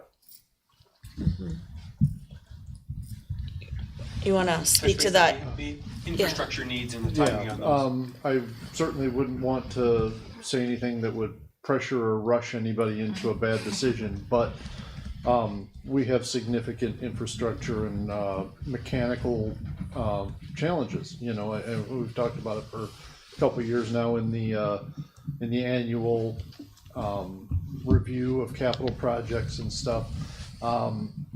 So I would say that, waiting is not ideal. It's gonna be costly because costly repairs and things to aging systems, there's a cost to it, the longer you wait.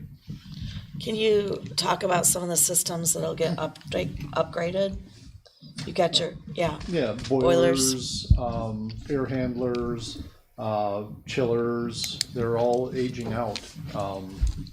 Or have. Or have aged out, yeah, exactly. We're gonna start running into roofs, even at the high school. A building that was built in 2003, we're on 20 years now, so it's gonna be a time where we're gonna have to revamp even roofs, windows, everything. Does that answer the question? It does. Thank you. I mean, yes. Meg, was there anything else you wanted to? No, continuing to push it until everybody tries to get what they want is not, for me, an option. We've already pushed it, we've pushed it too far, and some of that was COVID, we couldn't help it, but we have got to move forward. So in order to move this, Well, so, sorry. No, I'm sorry, I'm trying to formulate the question, so as it stands right now, there is no field house on either option, so we'd have to add a field house into one of the options if we wanted to change that. As it is now, a field house costs $50 million. So do we have $50 million? Or is there a cheaper, we don't have options for field houses, right? So what's the Well, if the board was interested in seeing some alternative field houses, it would be the scale of the field house and the components within it, not it wouldn't be cheapening necessarily, not, that word would be, we're not gonna find a cost-effective way to do it. It's gonna be based at this level, we're gonna be basing on space, square footage. So if And there's how things much that, could it, how much can you reduce it to? Like what's, yeah, well, I mean, if if you you have just do the familiarity 400 with for square feet, if we just take it by the 106 and the 80? If we Yeah, cut off ex- 26,000 square feet, like you said, that's 10 million and change. about 10 million, yeah. It's 10, but can we squeeze 10 million out of the other Well, projects? I don't think we So we can. need I think I have a, or something, right? You what? Don't we need more than 10? I mean, if I'm doing my math right, we need more than 10. well, I guess the premise that we're operating it under, and Teresa, is that we're stuck at 70 million, but that's assuming that the consultant was right. We could put anything we want on the ballot if we can get the projects to, say, list option A and a field house at 100 million. We could put that on the ballot and let the voters decide what they want to do with it. Yeah, that part of, I have Just questions about throwing that out process. what we paid E.O. Sullivan to do for us. No, I'm They're not throwing out experts. what someone said to do. I'm saying that that doesn't mean they're 100% right just because they sampled 500 people. There are lots of people that are willing to vote for a field house and I keep talking about the field house, which I want, obviously, but if it boils down to whatever, I'm in favor of modernizing the high school and better classrooms and facilities, but I think that there is sentiment within the community for both. What is the, and this might be cart before the horse, but what is the ramifications of not having the referendum get passed then? We're waiting 2 more years to try again. But, no, I mean for Mr. Pate. Right, now you're kicking that can down. Yeah, the infrastructure needs. Yeah, just some costly repairs, you know. We've got to provide a safe, comfortable environment for the kids to learn in, which was where a lot of the that piece of it would go to. So I remember Miss Maris coming out and talking about the science classrooms are not really up to snuff right They're now. older than I am. correct, yeah. Yeah, they're older than Ryan.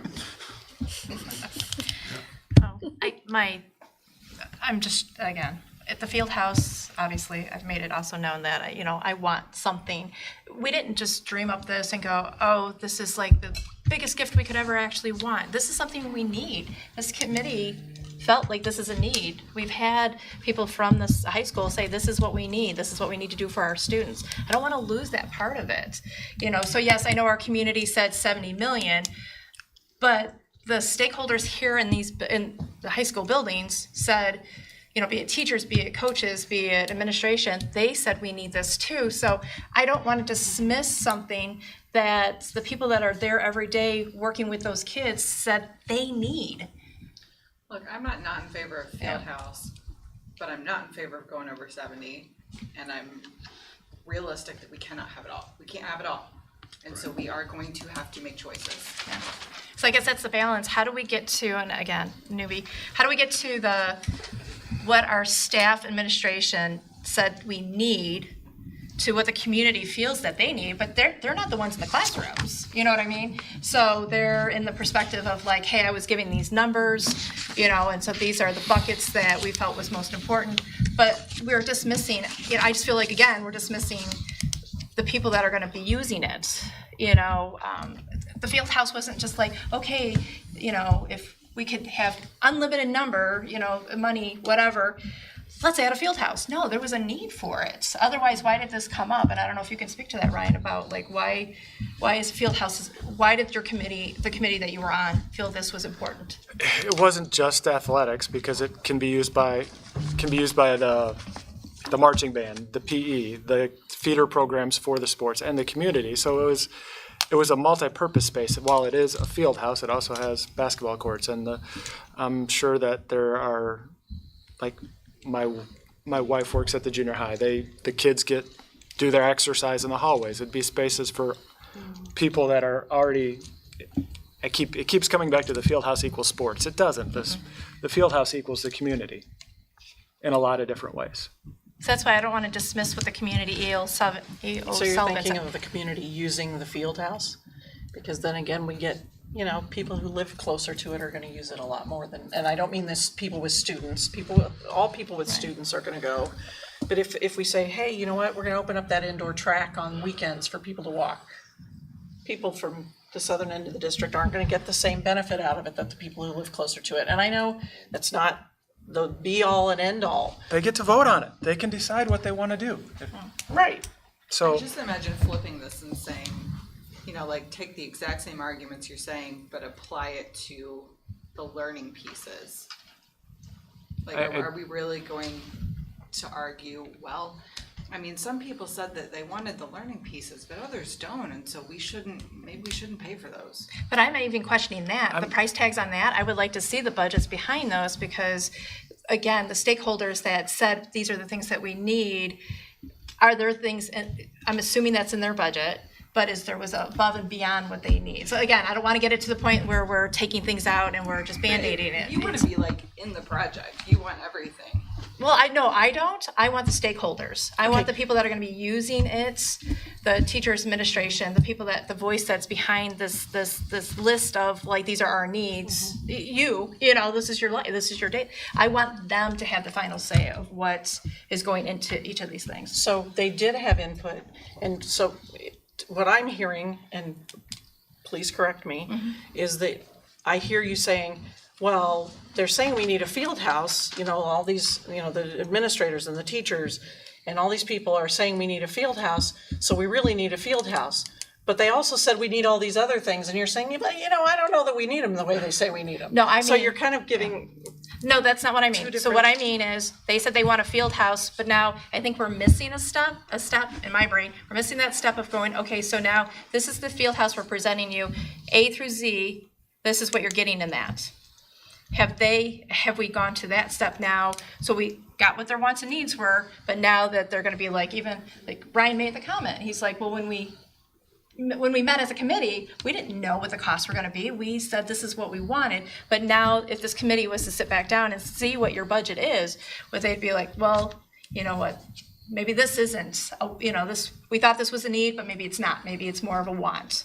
I'm just saying, I feel like there's a piece still missing, like we got their voice, we knew what the needs were, but now we have a budget and it's more than the community is wanting to spend on it.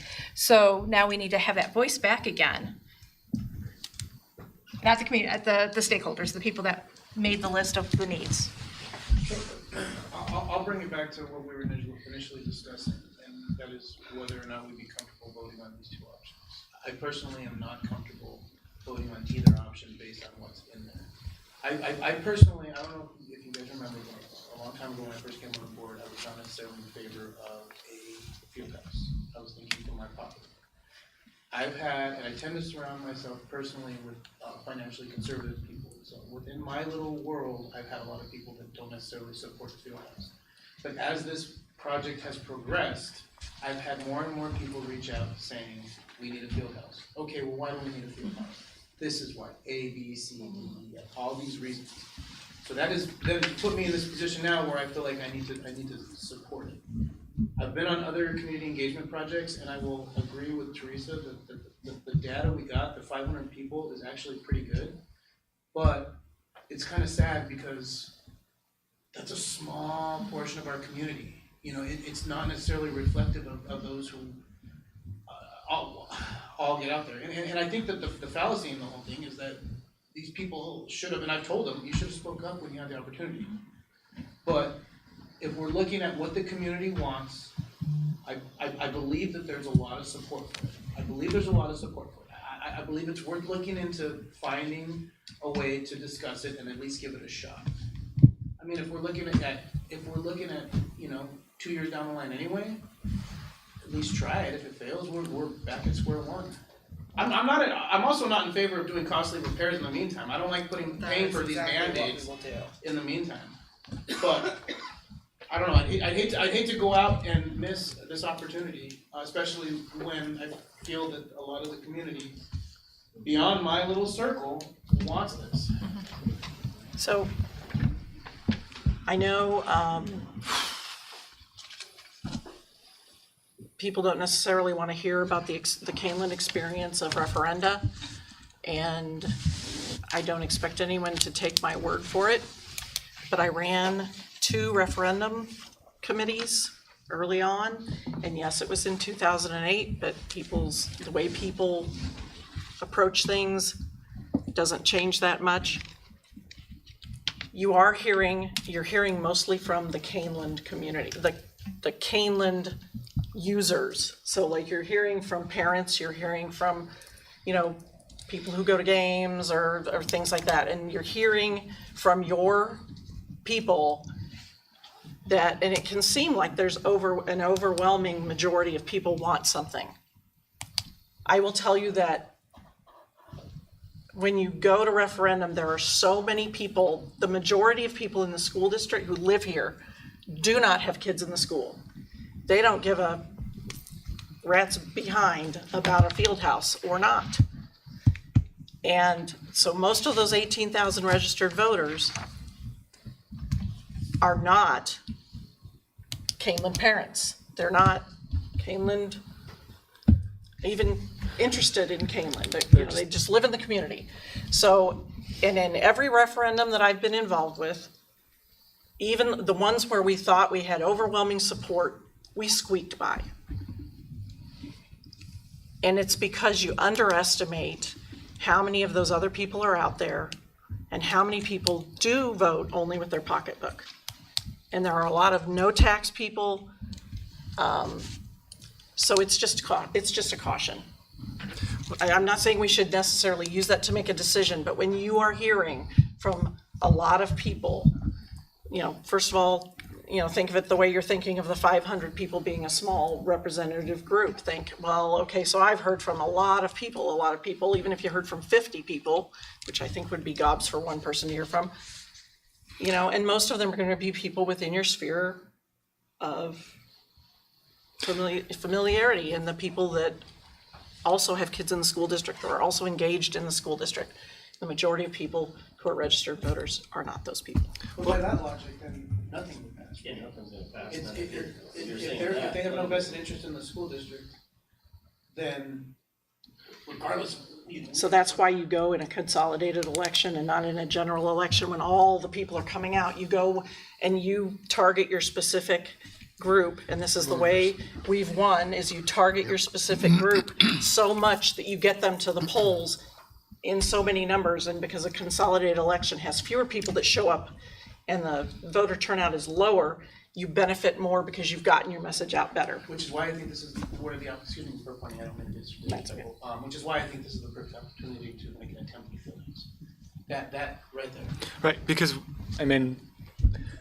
for a consolidated election, if we get 1,000 people to show up, it's a pretty good turnout for the election. So the bar isn't, on either side, pass or fail, isn't real high here. It's all about turnout. So if we put, I know you said 70, but if the option A plus a field house equals 100 or whatever it equals, that's what I want to do. That's what I hope to put on the ballot. That's my opinion. It isn't a high bar to pass or fail that election. We're talking about 501 people. Right. I'm unwilling to go. I'm unwilling to go over the 70 because of the E.O. Sullivan results and because they did tap in to those people. They tapped into some of the people that I'm talking about that aren't Kaneland interested. And so I think it took a lot.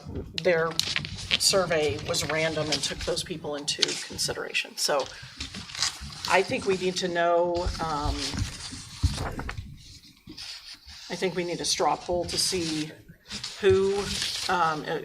which way the majority is going. Do we want more information, which could cause a delay, or do we want?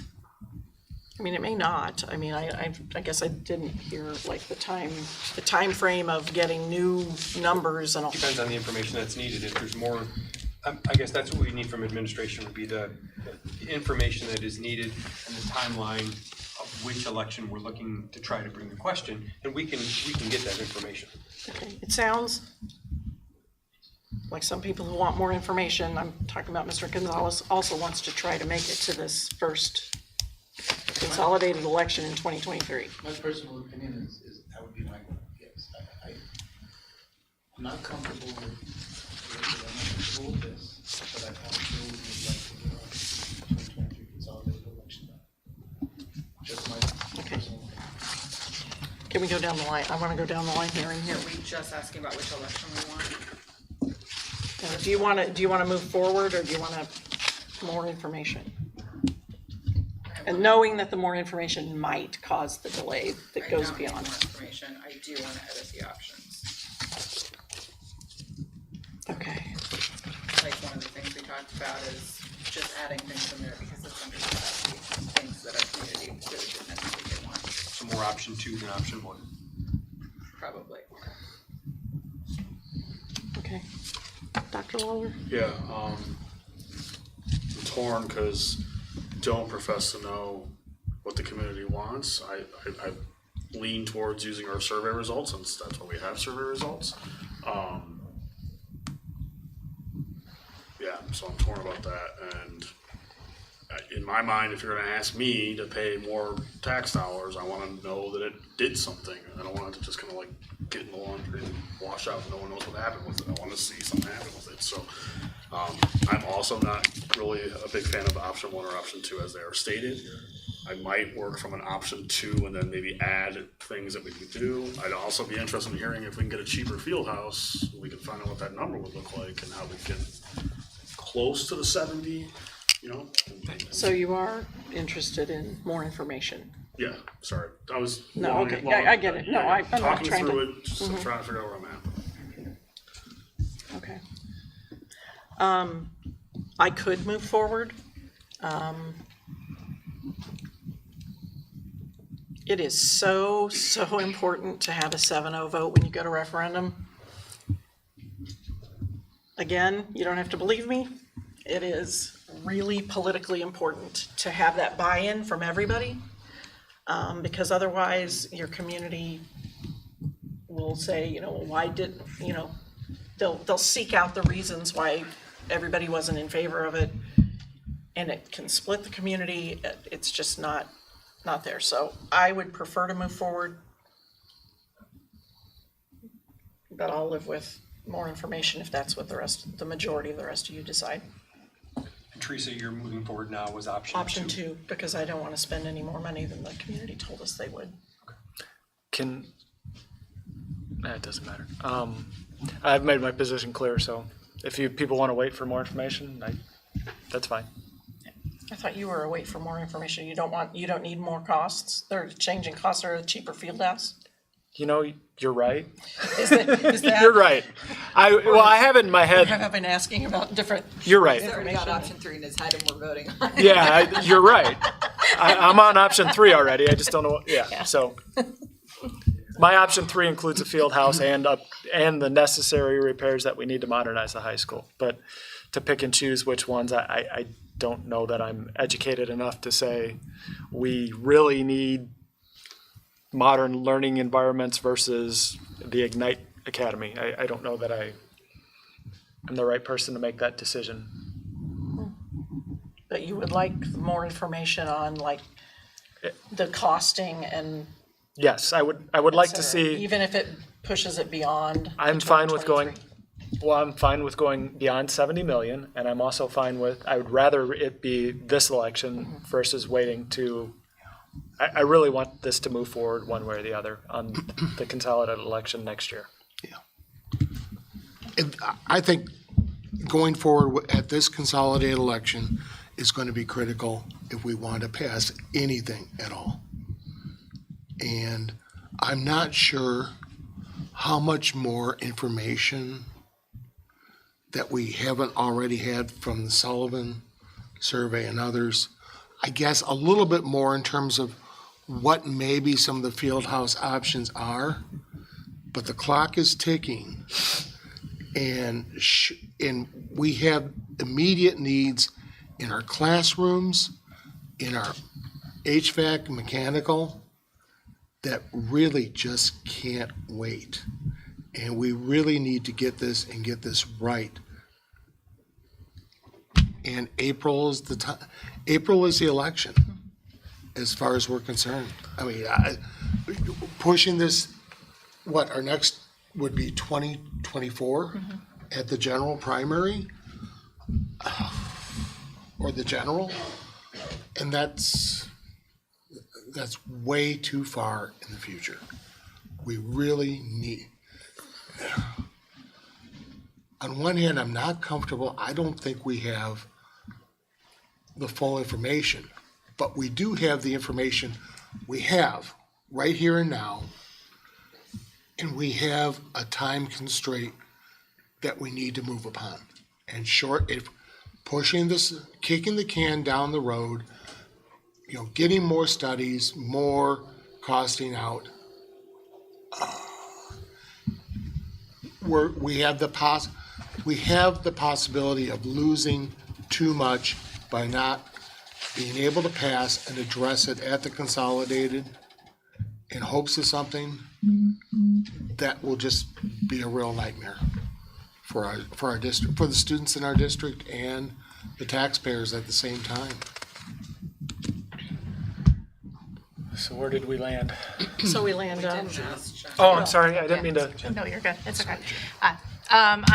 Obviously, I want more information. I want to see what the numbers look like because just like Mr. Gonzalez and Ms. Junk said, there's an option. I think there's an option 3. I think there is a balance and I think we can get there. I think we're getting close enough and I don't want to kick it down the can either for your sake too, because there's just too much that needs to be fixed. We've been kicking the can down too much. But it's the same thing. We need to see the budgets, we need to see what's there, but also we need to see what's there, but we also need to see, okay, why are we choosing things just to get it up to that 70 million? I'm not comfortable with either of those at this point, so I want more information, and I definitely would like to see this where we can do it in 2023. So what's the timeline for getting us more information? The quickest, what's the fastest that we can get this information so that we can have hopes of making that 2023 consolidated election? So someone, while I answer this piece of it, Dan, can you be ready to answer part of that question too? Yeah. But one of the things that I heard just from the board share now is the information that we have is likely going to have to come from what we have here, these costs, these plans. There's really not time for another study to the community. There's not time to be able to do that and go get that, assess that, and bring that back from E.O. Sullivan or anybody else. So the information that we bring back is going to be based on our facility plan, and this engagement for 23 is what I just want to make sure that's what I'm hearing. I'm hearing for the spring, and I'm hearing an option 3 with more information that is somehow field house related. Just want to make sure that's what I've heard, and maybe that's not every single person, but the majority of the board, based on my notes, is what I'm hearing. So that said, Dan, I'm sorry. Okay, so we're at a 4-3 here, so is your information field house specific? No, I'm sorry. No, you didn't mention the field house. Is yours field house specific? I said if we can get a cheaper field house that fits into the 70 million or close to it, that's okay. Then yes, that's what we said. Okay. So Dan, the timeline to turn around. We have 2 in October, 5 board meetings left in this calendar year to be able to get that information to bring it back. So We all have to be here again. Yeah. Well, we want all the board here. Like small miracles. during flu season. We can do it. We can do it. No, I have a question about that.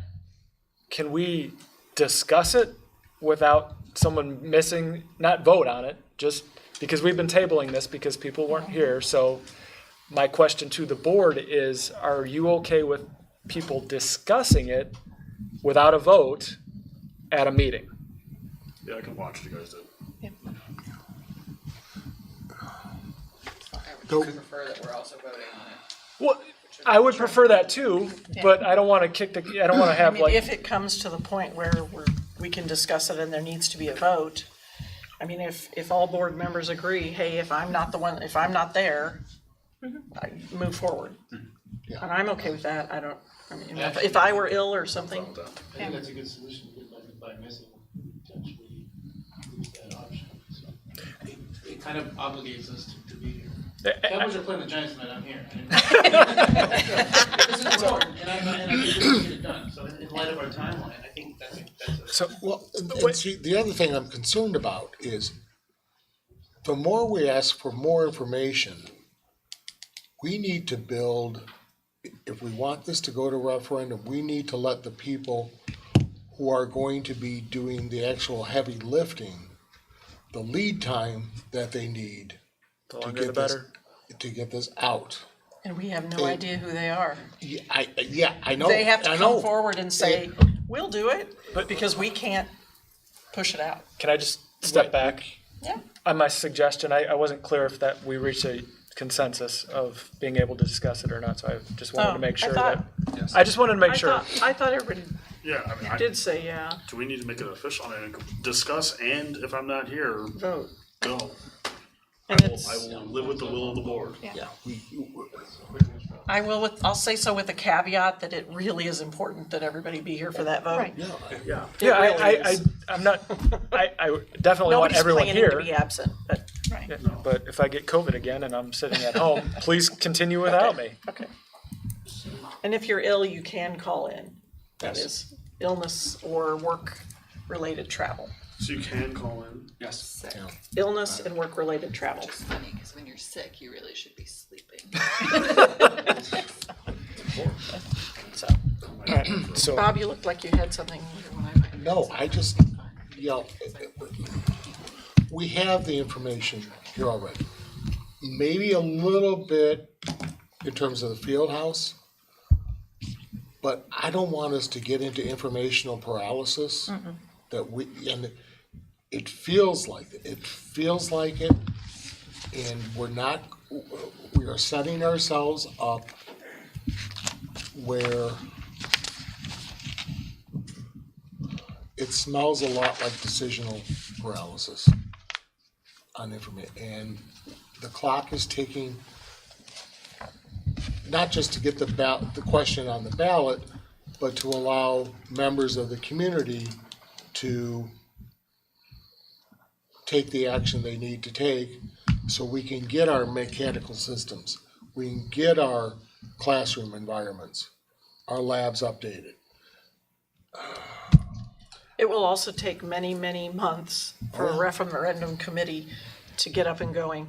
One of the biggest hurdles is trying to find the funding. It takes tens of thousands of dollars for a cheap referendum. So getting the money, and you can't use any school facilities, you can't use copiers, anything.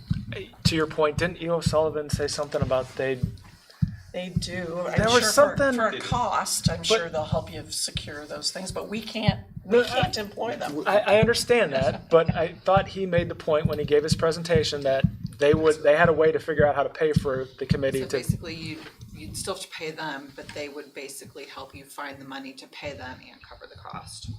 Okay, that's what I was going for. That's what, yeah. And I would caution that it might be more like, we'll try to find you the funding. And life in Mundelein is different than life in Kaneland, like. You have a valid you find point. those, when you have one town invested in one school district that's contained within their boundaries, it's a lot easier to get buy-in and to get merchants and people and developers and people like that to give you a lot of money to pass. Dr. Fuchs? We do have seed money in the Kaneland Foundation from the previous referendum. I believe the dollar amount's around $6,000. I'm with Bob though, and for me, right, the question is, how do you make the field house happen? And if you're gonna do the other things, the field house, no matter how small you take it down, is still going to be too expensive. And I would like us to just suck it up and move forward. I don't disagree, and I don't disagree with what Bob was saying, but the field house is probably the most contentious thing we've been talking about tonight, and we've only got two options, and it's the same price in both options, so it's hard to make a decision if there isn't any leeway in that price, because otherwise the decision is, well, then no, because it's $50 million on a $70 million budget, right? So how quickly can we get the information back? So if I'm hearing Because what we the have board 14. wants, let me try to articulate what would be helpful for you to make a decision. That'd be great for all of us, thank you, Dan. One thing, it sounds like maybe an abbreviated, kind of extract what came out of the facility master plan so we understand what's in each component. Classroom upgrades. What does that mean? Without taking a deep dive into the report, we could probably pull that out, and so you know what the bullets are for that work, and then we could do that with any one of these scopes of improvement. So you have kind of at your ready a list of what's involved with those things. It won't be a menu where you can start crossing out a line and saying, "There's 10,000 here, let's get rid of that." It won't be to that level, because there's still a conceptual layer to this. So if we can give that to the board as something, and we could give that to you within the next couple weeks here, I think, is just to abbreviate what's in the report, so you know what's under each one of these scopes of improvement, what's involved. But that's not changing any costs. That doesn't change costs. The second piece of this, it sounds like there's a lot of focus on the field house, and I think what we could do is we could model a couple other versions of the field house and tell you what's in it, and the board can decide, are we there yet, or is there some pieces we need to float between a couple of different options? So we find, either you find the sweet spot or you decide it's not worth moving forward, but at least give you, right now we have 106,500 square feet. What is a 80,000? What is a 90,000? Is there something that's less than that? Just based on what I do understand of some of the priorities that were expressed in the planning process, I don't know if there's anything that would be less that wouldn't feel like a compromise. So, and you can decide, here's what these price points include. This is too much of a compromise, we don't want to move forward. But you'll be able to layer that over the other things that are on the list right now and decide, does something move off the list to make room for that? That will be the next discussion you'll have. And I would, because you know that this is definitely on the clock, if we can get that to you here before the next board meeting, so you can have some discussion on that, and then the following board meeting, maybe it's a deeper dive is to have the same debate you had tonight, is how do you move it forward? Because I won't expect you, there's gonna be some information that we're gonna be getting in your hands prior to the board meeting, but it won't be, I'm sure there's gonna be more questions. So information in 2 weeks, full discussion in 4, With a decision in 4? with a decision in 4. Yes. Yeah. I don't know what meeting that is, but if there's more things, you get to that point and there's a couple things you need to hear or us to explore, at least we're refining the funnel down to, let's keep pushing this down to where we're just giving you a couple data points that'll help you make the final decision. you don't have the meeting schedule handy, do you? Like, I'm sorry. 12th and the 24th. The Wednesday. but that's 2 weeks. What's 4 weeks from now, or what? 24th. 24th. October 24th? Okay, thank you. Okay. Thank you very much for being here this evening. We Thank you. appreciate it. Thank you. All right. We'll get that information to the board as soon as we can. Thank you. Not to belabor this point, but, in 2 weeks, do we also want to set a decision? Yes, we'll stick with the 70 million, or no, we'll move above the 70 million? Do we want to have that kind of? I think that should be part of the whole big. The big plan. one, okay. Yeah. I was just thinking, if we got that out of the way, that might make. And having the big conversation next time is off the table.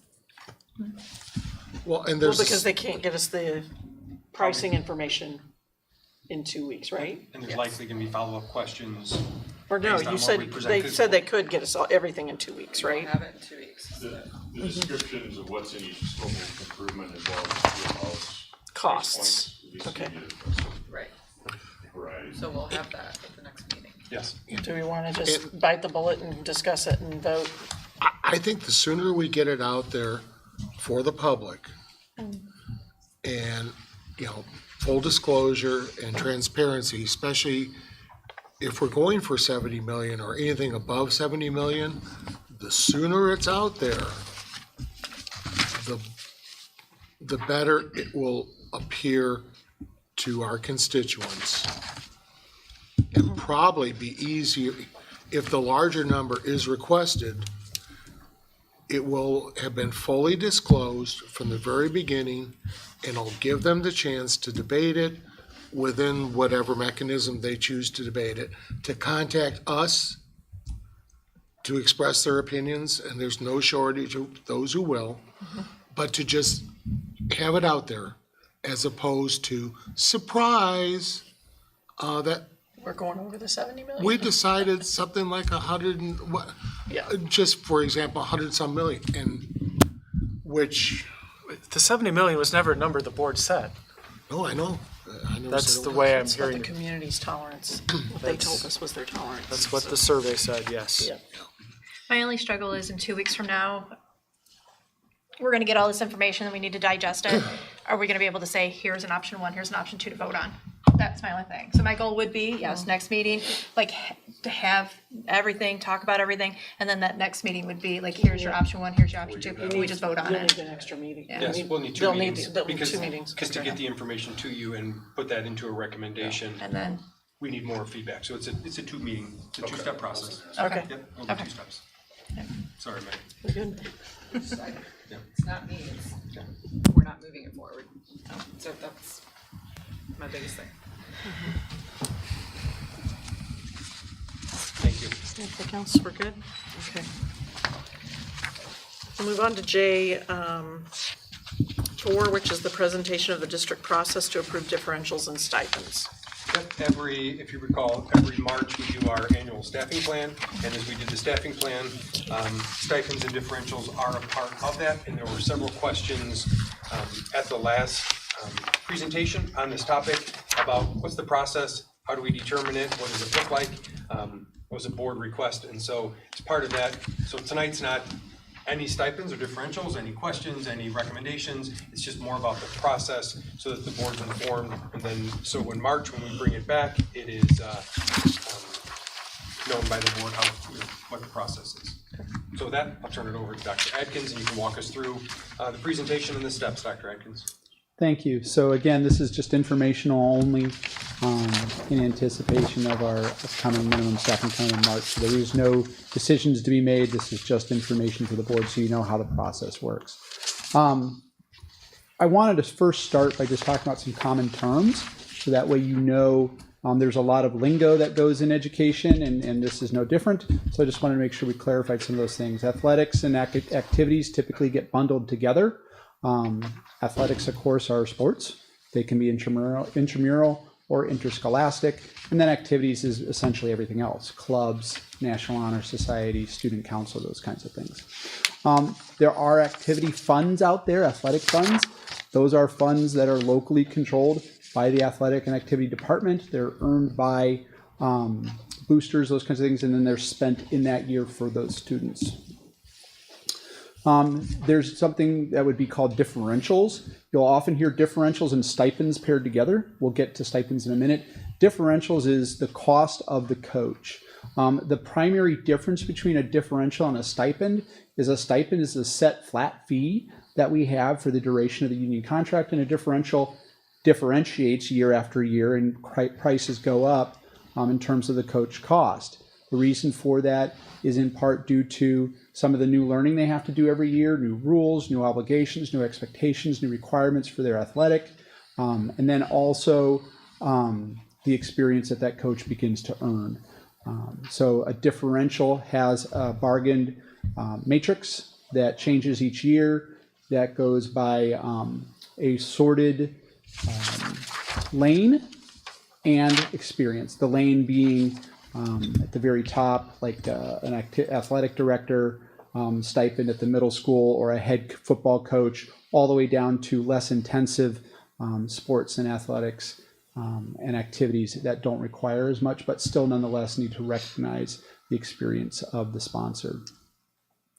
Interscholastics and intramurals, essentially the difference there is intramural is within the school, within the district. Interscholastic is when we have a conference and we're playing other teams at other sites. We talked about the stipend. That's a flat fee. There is a flat fee that goes for some of our clubs and activities at the elementary level. And then we also have flat fee stipends for things like department chair. That work is pretty typical year to year. And then that's a flat fee. There are student fees that we charge for some activities in athletics. Those activity fees, those student fees offset costs. Those yearly fees do account for a minimal percentage of those associated costs. And all in K-12 student fees compared to K-12 expenses for activities in athletics is about 13%. So those accrued fees cover about 13% of costs. Volunteer coaches and sponsors are just that. They're volunteers. We have an approved list of activities and athletics that we run every year. There are more things that happen though, and they happen on a volunteer basis. So, some historical information.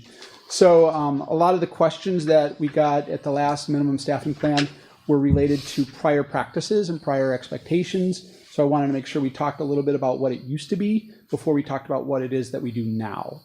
What it used to be is that we had a committee that was a joint KEA and administrative committee that would get together. They would receive requests for either change to a current stipend or differential or requests for a new stipend or differential. They would take into account a variety of factors. They'd make a decision, and then they would make a recommendation to the board to approve those new or changed activities and athletics. There was an extensive process during the month of February. They would meet weekly. They would first take all that information in, review it, make decisions, inform the people who had made the requests whether their request was going to be recommended or not. If it wasn't going to be recommended, they had an appeal process to come forward. But with as many things like as we just got done talking about, there are some limitations to funding. And so very often, if we pull one activity in, we may have to remove another activity. That became very challenging. And then, of course, the culmination of all of that is a recommendation to the board, was a recommendation to the board. There are some things that happened historically that weren't necessarily codified. They were never actually official, but nonetheless were kind of unofficial. The primary one of those things was that there was a perception that if I hosted an activity or a club or a sport for 2 years on a volunteer basis, in year 3 it automatically became an official paid position funded and supported by the district. That is not, that may have been in practice what happened often, but it was never the practice. It was never a process. The success or not success of any sort of activity or athletic program was also correlated to the frequency of meetings, number of participants, actions taken, and that kind of thing. So there was kind of that ongoing review of various offerings that we have.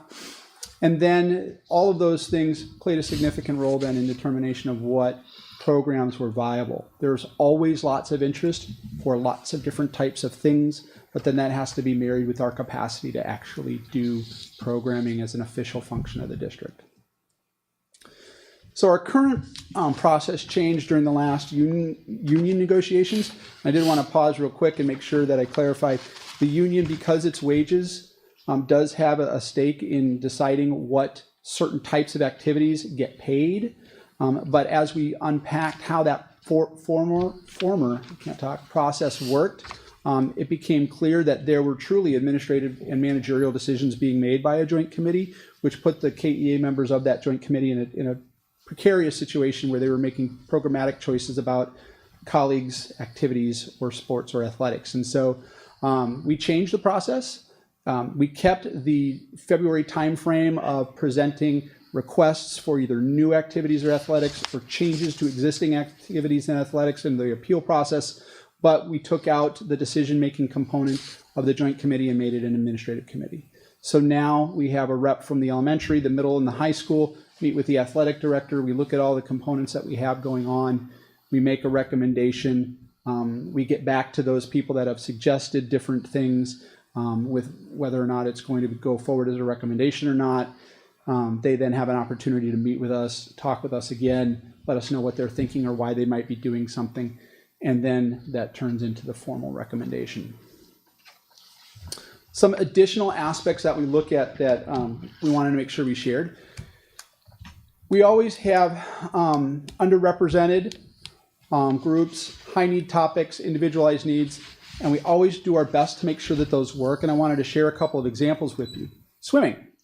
We have swimmers in Kaneland at the high school, and they compete. And when they do compete, we will pay on that day of the meet a supervisor to go with so that it can be sanctioned. We have gymnasts. We have a lacrosse team. Lacrosse is a little bit unique because there's a lot more involved in that program.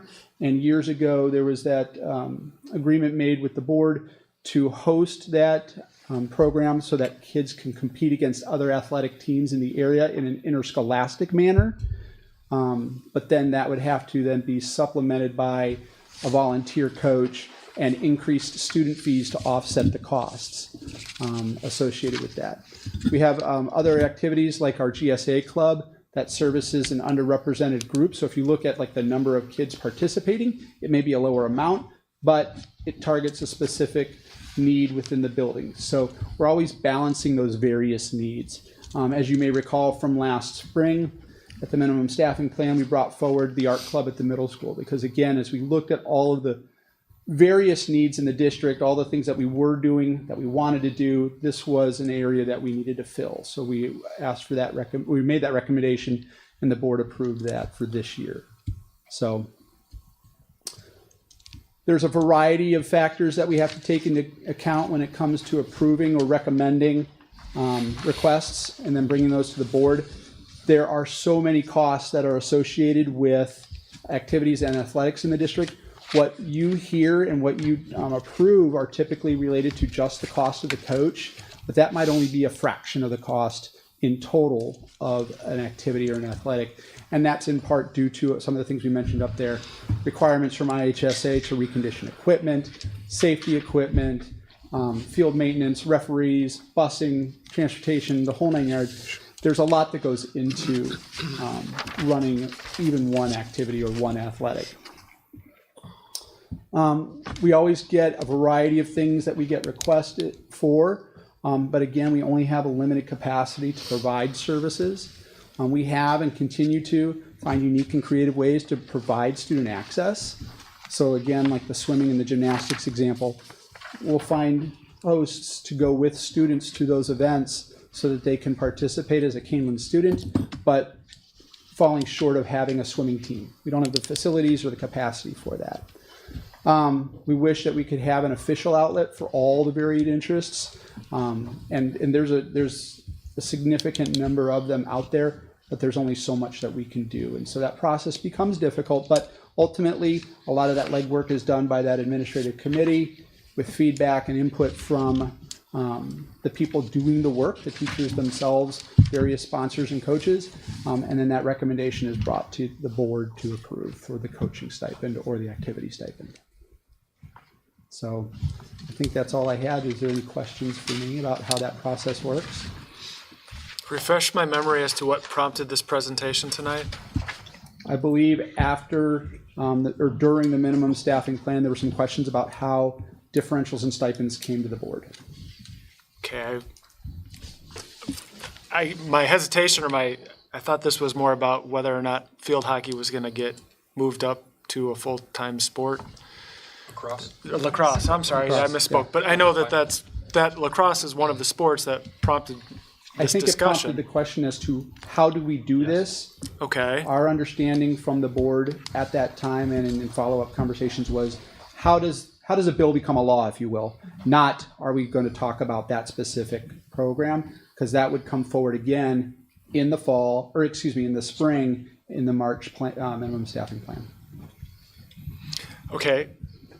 So in March it'll come up again, but in February, what's going to happen? And using lacrosse specifically as the example, because they're 3 or 4 years into being around, and while it isn't a 2-year guarantee, we move forward.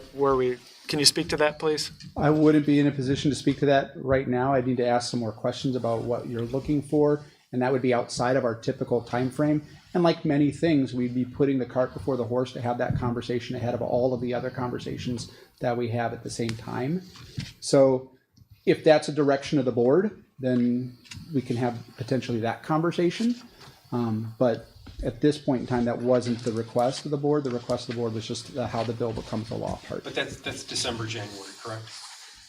December and January is when that process, so Ryan, the process would start in December and January, where people, if they have a stipend request or if they have a differential request, that then goes to the committee considers it, brings it together, and then that's when it comes to the board in March. So the next steps for any club, any activity, any proposed is a December, January timeline. So it would be that committee would have to request lacrosse. Or lacrosse would have to request to that committee, but, right? Yes. To. Yes. Is that how that So goes? to use a non-lacrosse example, if we had an interest in an archery team, Bass Fishing Club, we have one of those, I think. I think so. So I don't think we have an archery though. So that's why I use that. Okay. An archery sponsor would present something to that group in February saying, or in January, saying we would like to have an archery club. I have this many kids. I would need these things, etc. That would go to the administrative team. They would review that along with all the other requests, make a decision, inform the archery sponsor of whether or not it was going to go forward. If it wasn't, they have an appeal opportunity. After that appeal is heard, a final recommendation is made. That would then come to the board. The board could go, we're not doing archery, or of course we're going to do archery, or whatever that decision is. And that's all part of that process then. On the, go ahead. What if archery was already, That's where I was going. being run with a volunteer? I think many of the clubs that come, many of the activities that come, the athletics that come that get approved or not approved, all have a start somewhere.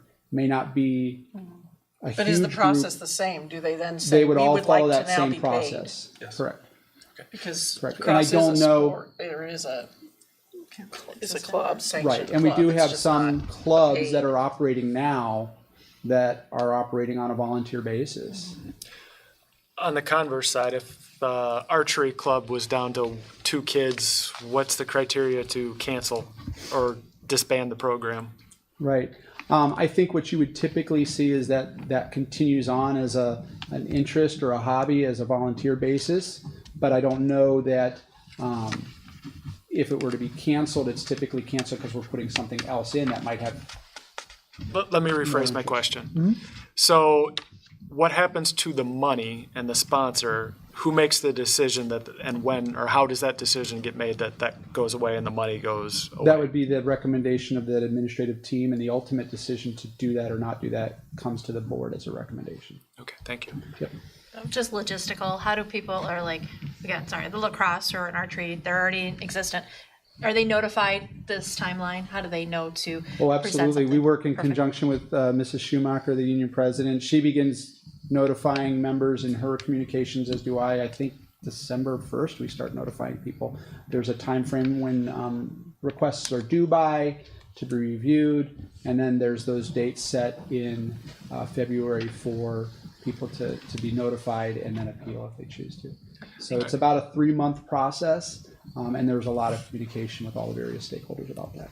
And I could be completely wrong, but I remember this was all kind of prompted because of lacrosse. And I don't believe that person is the coach, works in the district, so that communication will go to that program as far as the steps that need to be taken. I believe the coach from last year is still here. I didn't think he was a district employee, though. He is. Oh, my mistake. Yeah. Okay. So, My and mistake. maybe to clarify too, the some of the feedback about lacrosse was absolutely in a driver for the board asking how the bill becomes a law. Which is fine, and I just want to make sure that group has the information of what they need to do to follow the process of bill becoming a law. Yep. That's all. Because I do believe they made a comment that after 2 years, it's customary to become paid, and that's part of the reason it's in this. Yeah, and agreed. That's not, so, yeah, agreement. And everybody will be made aware. Okay, thank you. Yep. Can I ask you a question?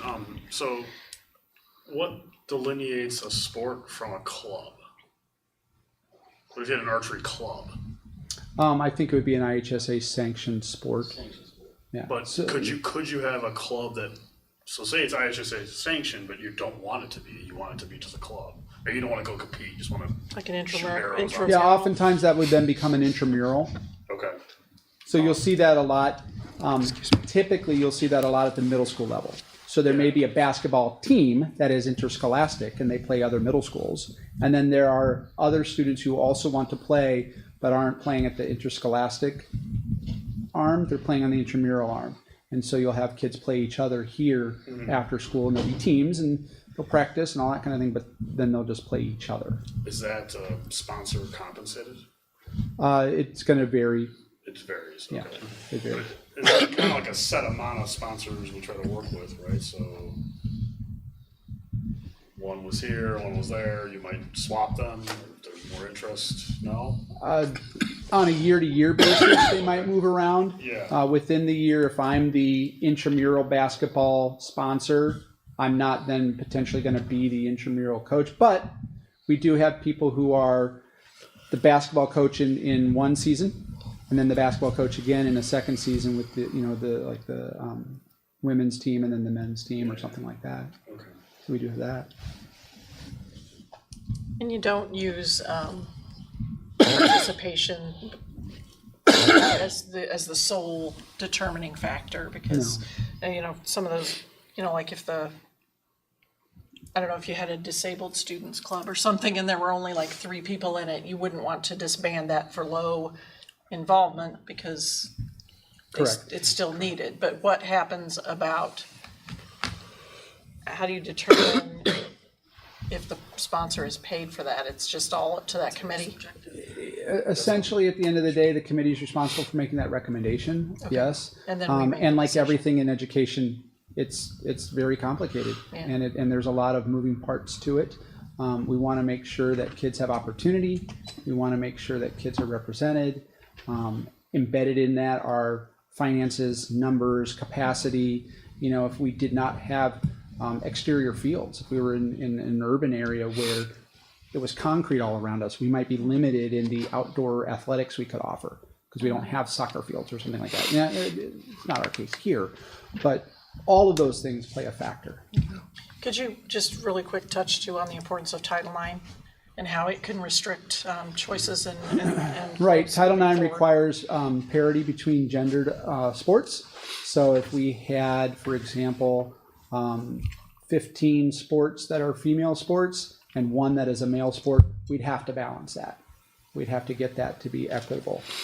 So that's a function in all of this as well to make sure that we comply with federal mandates. Is it a function of teams or numbers of participants? I believe it's a function of teams. Teams and offerings. Yeah. Okay. Correct. You can't Teams control and- the number of kids that can try out for a given sport. Yeah. Gotcha. Teams. So, Okay, thanks. I just wanted to bring you that. any other questions from the board? Thank you. Thank you, Dr. No, Ray. thank you. Thanks for that update. We'll move on now to J5, the approval to authorize the superintendent to rename Kaneland Middle School, which is the Meredith Road facility. Yes, I shared this at the last meeting, actually in the spring, that we were going to do it, and then at the last meeting, I was going to bring it tonight. In the memo, there are not a lot of surprises. It has the timeline, the fact that it does need to be board approved and would come back to the board as part of that timeline on October 24th.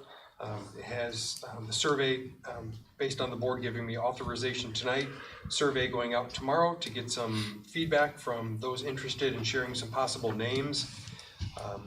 Under the names, or under the policy 4150, it does share that we need to follow getting input from community members 45 days prior to the end of the semester, which it will be, and then also final approval by the Board of Education, which would be on 10/24. And then right after that, also on the second page of the policy, it does have the naming convention. It does have the process of that Kaneland needs to be included in it. So we will make sure that in our recommendation that we bring back to the board, it does follow the naming convention. The one thing that will be different, because it's under the facility part and not the school, it will likely not have school at the end. It will be Kaneland something, or the Kaneland, but not end with the school, because currently right now, it has also in the memo, multiple uses. It has Fox Valley Career Center, Ignite, the Academy for next year, so school is likely not going to be a part of it. It might end with facility or something else that's not school, because it's currently multi-use, so we want to make sure that the name represents exactly what's taking place in the building. Okay, So it's just questions? I'm sorry, I didn't mean to cut you off. Nope, it's just authorization from the board to go ahead and do that, and then over the next couple of weeks, we'll do the survey, have the committee get back together, narrow it down to a recommendation, and bring that recommendation back to the board on the 24th of October. Any questions? If there are no questions, then I'll entertain a motion that the Board of Education approves the authorization for Dr. Layden to lead the process to rename Kaneland Middle School on Meredith Road. So moved. Is there a second? I know Second. two of you did it, but, Second. Need a motion? I did. and a roll call. Mrs. Witt. Aye. Mr. Gonzalez. Aye. Mrs. Junk. Mr. Carey. Aye. Dr. Lawler. Aye. Mr. Minkowski. Aye. Mrs. Simmons. Aye. Motion carries 7-0. Okay, we're now to the superintendent and board report, and we have, right? We're right at 9:30 for our new student ambassador. So rather than having myself or Julianne or the board start, I'll turn it over to Lindsay and you can give us a update, please. And then after that, you can kick off if you need to. Yeah, please, so that way people can hear it. Thank you.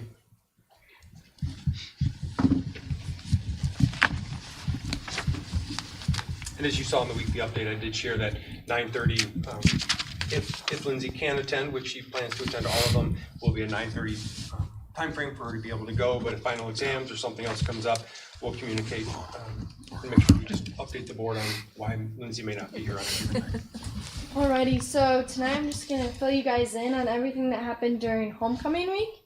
So I'll start with the very beginnings, which was the Sunday before that week, which students were allowed in the building and each class was given a hallway. And basically every year we decorate the hallways, which then goes into a competition to see which class, quote unquote, did the best. So then this brings me to Monday, the first of the week.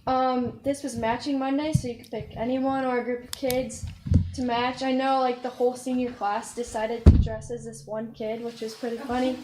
But yeah, and then also on Monday during our homeroom, which was third period, we had our homecoming court nominees, an assembly for that. So basically 2 representatives from each club or sport were able to be introduced and walk the red carpet during an assembly where seniors and parents or family members of the kids being announced were allowed to go and watch, and so that was very cool. And then from there, the students would vote on who they want to be in the top 10. And then Tuesday was country or country club for the theme. So you either dress in your country apparel or your country club apparel. And also on Tuesday for the senior class was Senior Sunrise, which basically just represents the beginning of the year. And then later on in the year, we will have Senior Sunset as well. So everyone, all the seniors or whoever wanted to go, gathered on the football field that morning to watch sunrise, and it was really cool. And then also that day during homeroom, we did door decorating, which each homeroom class got to decorate the door outside their classroom, which also got put into a competition for the end of the week. Then Wednesday was class colors day. So our freshmen were yellow, sophomores green, juniors blue, and seniors were pink. And Wednesday was a big night because that was the homecoming parade. So I don't know if you guys are all informed on this, but the homecoming parade every year is rotated around the different communities of Kaneland. And this year it was held in Caneville. And that night we had the Powder Puff game where the seniors and juniors played each other. And I'm proud to say that the seniors won 24-7. And then also that night we had a very funny and cool performance by our Powder Puff Poms team, which if you were there to see it, was hilarious. And then homecoming court, the people that did make top 10 were announced and recognized at that game. And then Thursday was our Decades Day because the theme of our dance was 70s or disco, Saturday Night Fever. And so Thursday was Decades Day. The seniors were the 70s, sophomores, or juniors 80s, sophomores 90s, and then freshmen 2000s. And then Friday was our big night, which the theme for that day was night out. So during at the game, it's known to be wearing all white for the student section, and then during the day you either wear Kaneland spirit wear or black clothing. And that day was very busy. We had our pep rally where cheer, dance, band, teachers and staff, and color guard all performed. And this was super fun because, as you guys know, the last couple years have been crazy with COVID and whatnot, so it felt completely normal, and I think it was really fun. And then that night we had, after school, students were invited to stay and decorate for the dance for the next day. And then that night, Kaneland had their homecoming football game, and we won 49-7. And then before the game, the Royal Knights were announced, and court once again was announced. And then cheer, dance, and band performed again during our halftime show. And then Saturday was the big dance. We sold 1,000 tickets for the dance this year, which I believe is like more than we've ever sold before. And yeah, it was great. I think all students could say they had a great time, and yeah, it was a great way to end the week. So yeah, that was our homecoming week. Thank you very much. From the superintendent standpoint, a couple updates. Just a reminder, and we talked a little bit about the date for the next board meeting. It's due to the holiday on Monday the 10th. The next board meeting is on a Wednesday. It's one of the 2 times during the year we have it on Wednesday. So it's Wednesday, October 12th. Also, you saw, I think, a little poster that I gave you, the Hall of Fame. The Hall of Fame has a recognition this Friday night for a couple of our inductees, and also as we celebrate the 25th anniversary, we have 3 events throughout the year where we're going to be celebrating any Hall of Fame inductees that are able and willing to come back. We'll recognize them. Good night, Lindsay. Thanks. We'll recognize them at the football game, the basketball game we chose, and then the spring, I believe it's a musical or one of the other choir concerts in the spring to recognize all of our Hall of Fames during this year being the 25th. Then the last note that I had last Friday was our annual foundation golf outing. So I'd like to thank Becky Greenlee, our executive director of the foundation, who put it together and hosted it. Our Bliss Creek, where we hosted the actual golf outing, and also our sponsors and our vendors, those that donated to it. It does look like, at least preliminarily, that we may make $8,000 to $10,000 more than our highest amount. So Becky has done a great job in her role as the executive director, because as you know, at least right now, the funds that we raise primarily go back to teacher grants that directly impact students. So the more that we can raise, the more opportunities we can have for staff and students to receive any additional grants and academic upgrades for them. Was that due to increased participation, or I know there was a silent auction that had some interesting collectible items that were... It's a combination of both. We had more golfers than we've ever had. It changed from a Thursday to a Friday, so that may have helped to get more golfers. And then we did have more sponsors and vendors donate. Silent auction did have more items than in the past. And then I do know that Becky might be considering a different date for next year, which might even be a summer date. Might be challenging getting a course on a summer day, and there might be more expenses to it, but the theory is also might be more availability. Other parents might be able to come, teachers might be able to come, just make it a bigger, broader event. So I'm proud of the work that Becky has done, and as you know, she's going to be coming in October. I think it's the second meeting. Lots going to be going on, it looks like now, at the second meeting in October, but she's going to be coming to share some of the grant recipients and what they're using their grants for with our students. So that's all I had. Thank you. I just have one. Last Thursday, we met with the Health Insurance Committee. We had 2 primary topics. 3 actually. All of our schools have set up flu shots for employees. So that's a good thing, a nice feature that we offer. Secondly, our new benefits, the voluntary benefits for the accident and critical illness. We had a report from Hub, and we are not seeing as much interest as we had hoped or expected. Last year when we did it was a long-term healthcare plus a whole life policy, we got a lot more interest. This year, not so much. So we're gonna, we'll be able to offer it. Voya has waived the minimum participation. And so staff members that didn't take advantage of it now, if they change their mind, they'll need to wait for open enrollment next year, which will be around the middle of October, which leads us to the third thing. We are getting ready for open enrollment, October 15, I think through November 4th. And we are still keeping a very close eye on our trust fund balance as it continues to waver, primarily down, but then every now and then a little bit up. So we really need it to grow at this point. So we're working on that. Just out of curiosity, you mentioned flu shots. Are they also doing COVID vaccines? I believe each time they're bringing 5 with them, and it's first come, first serve. Okay. So. Just curious. Yep. That's the. Walgreens or Jewel. The Omicron booster, like the latest booster, or is it the actual first vaccine that they're? I believe it's the new one. The new one, okay. Yep. That's what I was asking. Thank you. Yep. Is that it, everybody? Anything from anyone else? Okay, if not, topics for future agendas? None, okay. Public comment, do I have a sheet?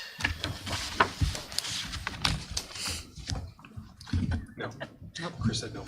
Okay, do I have anybody who? Not yet. I was gonna say. Okay, hold on. This process is going. Yeah, sorry. So, Try to catch his name. So I'll abbreviate. Basically, we don't respond to comments that are made. If you choose to speak publicly, we ask that you do so at the microphone. State your name and your village of residence or your association with us for the record.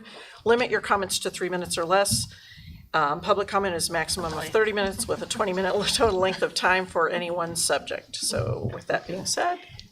Hi, my name is Scott Posen, a longtime resident of the community. That'd be in Elburn, Campton Township.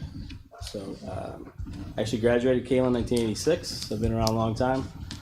Very interested coming to this meeting for sure to hear where everybody kind of stands on different things. Obviously I agree with most of the discussion that was been talking about now as far as the school definitely needs some upgrades for sure. My wife asked me to come to attend to make sure you guys are doing your job, I guess, right?